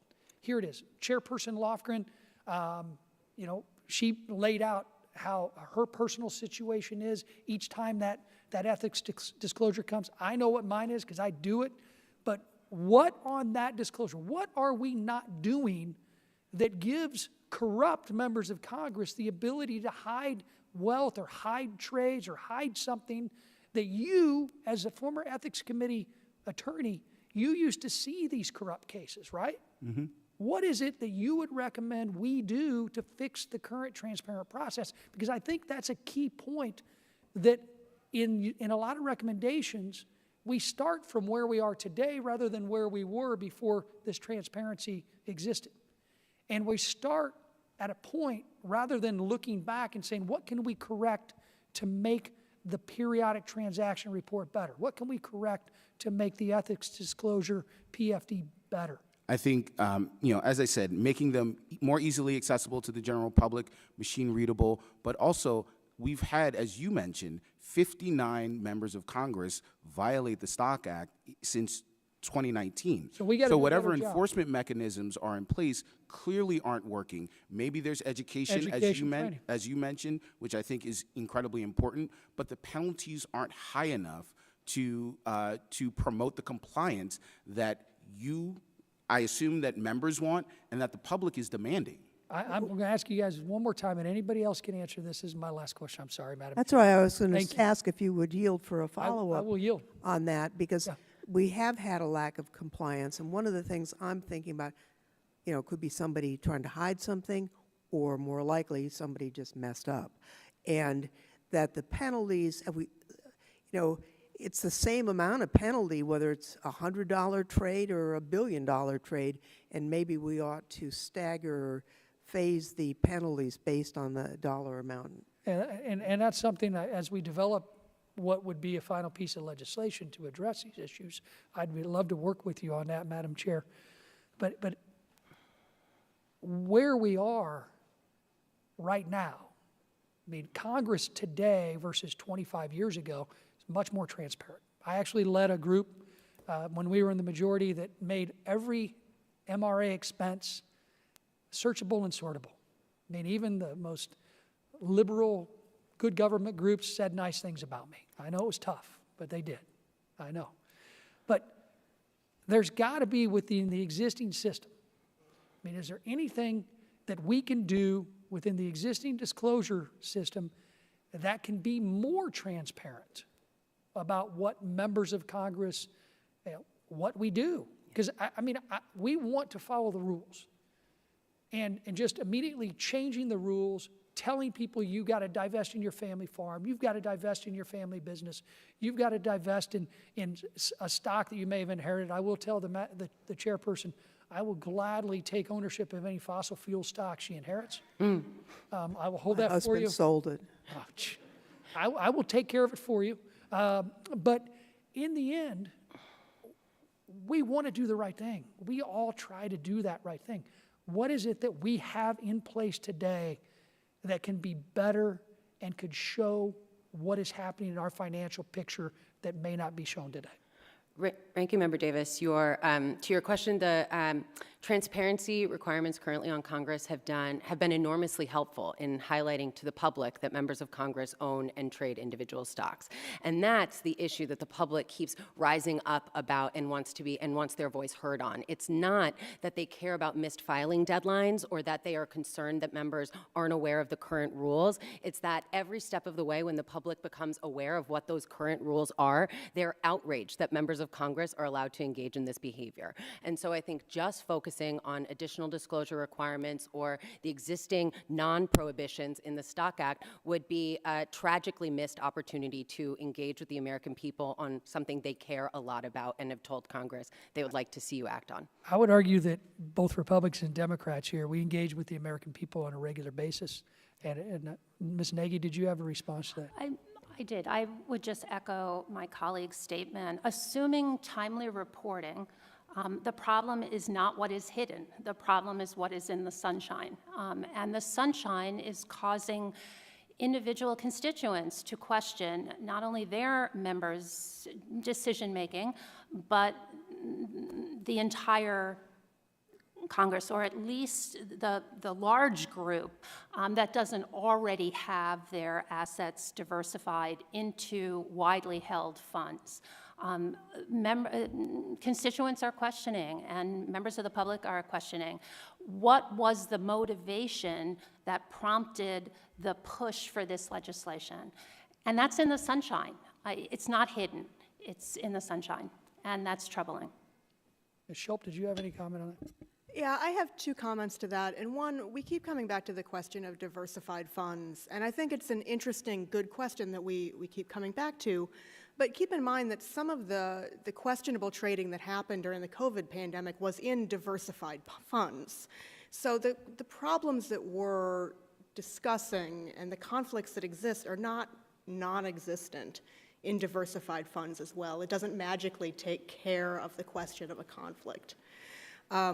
On the question that you posed directly with respect to what could be better in the disclosure now, I think the long lag between the time that trades happen and the periodic transaction reports are required to be filed is something to take a look at. And where I've had interactions with the public, I've heard calls for more timely and quicker disclosure on that front. Corporate insiders are required to disclose within 2 days. That's not a completely comparable situation to Congress, but having 30 or 45 days after a trade takes place is an exceptionally long period of time after that trade takes place for disclosure to happen. Yeah, I will end by this, and again, thank you for giving me so much extra time. I do believe this discussion is extremely important. I look forward to working with each of you individually as we move forward. But I will tell you, and I certainly hope this hearing allows my constituents more of an opportunity to think about this process. And I can tell you, I travel a lot when I'm home. I haven't had a lot of constituents bring this up. I hope they do, because I want to explain to them the processes we have in place and get their opinions and their ideas. And I certainly hope those of you who have already put proposals together for divestment and qualified blind trusts that we cannot afford, that most members cannot afford to participate in.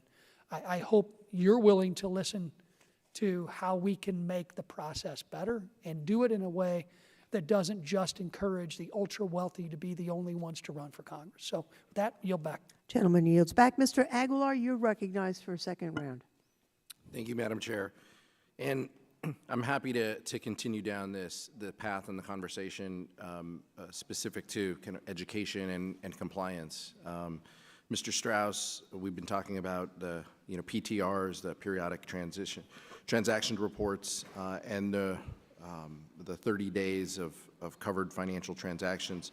What remedial measures does the Ethics Committee have in place in the event that a member or a staffer files a PTR incorrectly? So thank you for the question, and my colleague, Mr. Sherman, may know more specifics of the details of some of this stuff, but in general, when a filing happens, whether it's a PTR or a financial disclosure report, and there's an error on the form, which I'm led to believe is not uncommon, right? They're complicated forms to fill out. The committee reviews the forms, notifies the filer, and the filer has time to correct that filing. Most errors that occur on financial disclosure forms are de minimis errors, things that are put on the wrong line, just mistakes that happen. And once that filing is identified as being wrong, an amendment can be filed. The Ethics Committee is very clear that filing an amendment in and of itself does not have anything to do with potential wrongdoing, that most of the time, and a member or a staff member can file an amendment on their own too, if they realize that they've made an error without prompting. It's only after the potential that an error can be fixed, if someone chooses not to comply, that's when the committee might get involved in working with that person, either directly or indirectly, to figure out what's going on and whether a potential recourse might be necessary or not. Mr. Sherman? I think every staffer on the Ethics Committee remembers getting that one call from a member about a question about the form that they submitted. Mr. Strauss is exactly right. Members file their FDs and PTRs, and there's a process to work with them to make sure that the information is accurate, and if there are questions, they are asked. There's an opportunity to amend. And I think even on the investigative side, particularly with financial disclosures, I think there's a presumption that we need to make sure that this form was filled out accurately and correctly, and there's sort of a lean towards, presuming that members sometimes make honest mistakes, which we all do. With respect to, Mr. Strauss, with respect to the remediation process, how does that differ within the executive branch? So a designated agency ethics officer in the executive branch has prescribed tools that are potentially available to them depending on individual circumstances. So when a filer puts a financial disclosure form into their DAO, their designated agency ethics officer, and it's reviewed, the ethics officer is going to work with that individual on a case-by-case basis to choose the best remedy available, which could be divestiture. It could be recusal, as we've talked about. It could be the creation of a blind trust, but it also could be a voluntary transfer, right, to another job within an agency, depending upon what the circumstances is. And so those agency DAOs have a lot of flexibility to work with that individual to come up with a solution that works for a particular case, depending on their financial situation based on what's in the disclosure. I appreciate it. Mr. Strauss, CRS is known for their education, for helping us at every step of the way. The ranking member talked about opportunities for new members to receive information. What would you envision? What does a training session on this look like? How should we think about scaling up the member educational pieces of this process? No matter what road we pick, what should that look like? Well, first, I would say that I don't, or nor CRS presumes that education is not already occurring, right? And that there are requirements for that educational process to take place.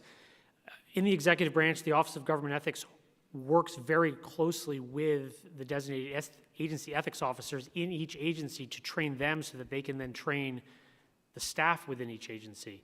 So ultimately, the ethics committee is the one responsible for holding those ethics trainings and for deciding the type of educational content, right, that might be included within that process, both for members and for staff. I've never taken that training, certainly not the member training on that particular topic. But to Mr. Davis's point earlier, I mean, more education is almost always preferable in these types of situations. And probably the advice I give offices that call more often than anything else is, when in doubt in this space, ask for permission, don't ask for forgiveness. Call the ethics committee's advice and education staff and ask them, rather than presuming to know what the answer is, even if you've gone through that training, just to make sure you're on the compliance side of whatever the circumstance might be. Yeah, my situation is similar to the ranking members in that, I handle this document because it's about, me, and it's about my circumstance and my household. I want to make sure that I do this right, but that often means I'm reaching out to the committee directly and filing this as well. So, but I do think that there's a lot of space on the education side. The policy piece is why we're here, and it's something that we have to do, but I know that the chair, feels strongly about giving members the tools to do this job successfully, and I think that there is some space to do some more on the member side. Thank you. Yield back. Gentlemen, yields back, and we've had another vote called on the floor, so I will just make a couple of comments. I think, I don't remember which witness expressed concern, but I know it's been expressed among certain members that we not hold up whatever we're going to do relative to the legislative branch for changes in the judicial branch or the executive branch. I don't think we should hold this up for that. On the other hand, I don't think we should hold up reforms in those areas too. So the obvious answer is not to put them all in one bill, but to let the processes move forward. And I think there's very strong evidence that we need additional measures in the judicial branch. I don't think it should be combined in one bill with this, but I don't think we should hold it up while we're working on this. Real simple question, and the ranges on disclosure, I've never understood that. It's like, okay, between 0 and 10,000, well, if it's $5, it means one thing, and if it's 10,000, it means something else. And you really can't tell what's going on. And then for people who are very wealthy, it's over 50,000. Well, maybe it's $1 billion. That would be something we'd like to know. What's wrong with just doing the actual dollar amount in the disclosure? Is there a reason for this? I think sometimes it's hard to be accurate, and members definitely don't want to be inaccurate. But I agree with you. I think the demarcations could probably use a little bit of work. Okay. I'm going to close out and just say that without objection, the following items will be included in the record of today's hearing. The February 17th, 2022 CRS report, a letter sent on March 28th to House leadership and this committee from 19 good government organizations, an April 7th, 2022 letter to this committee from the National Taxpayers Union, an April 7th, 2022 letter to me from Representatives Krishnamurthy, Ocasio-Cortez, and Negus, and a March 17th, 2022 Wall Street Journal article, Dozens of Federal Judges Had Conflicts, What You Need to Know, a December 10th, 2007 Kansas Law Review article by Professor Megan J. Ballard, The Short-Sightedness of Blind Trusts. I would note, and we've had a lot of discussion about education for members. As you know, this committee is tasked with having a new member orientation, which we take very seriously. We had significant training and information sessions on this and many other things over a 2-week period.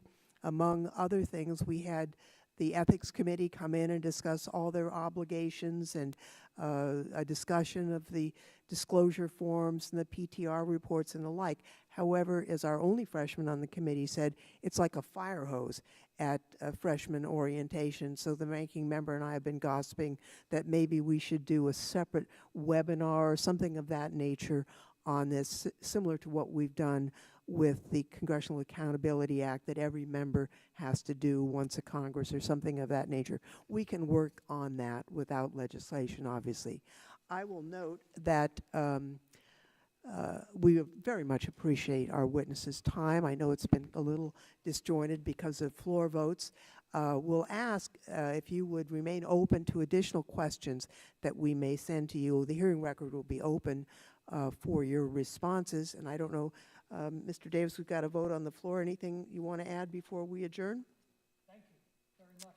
I certainly do look forward to sitting down with each of you individually and talk about how we can make processes better.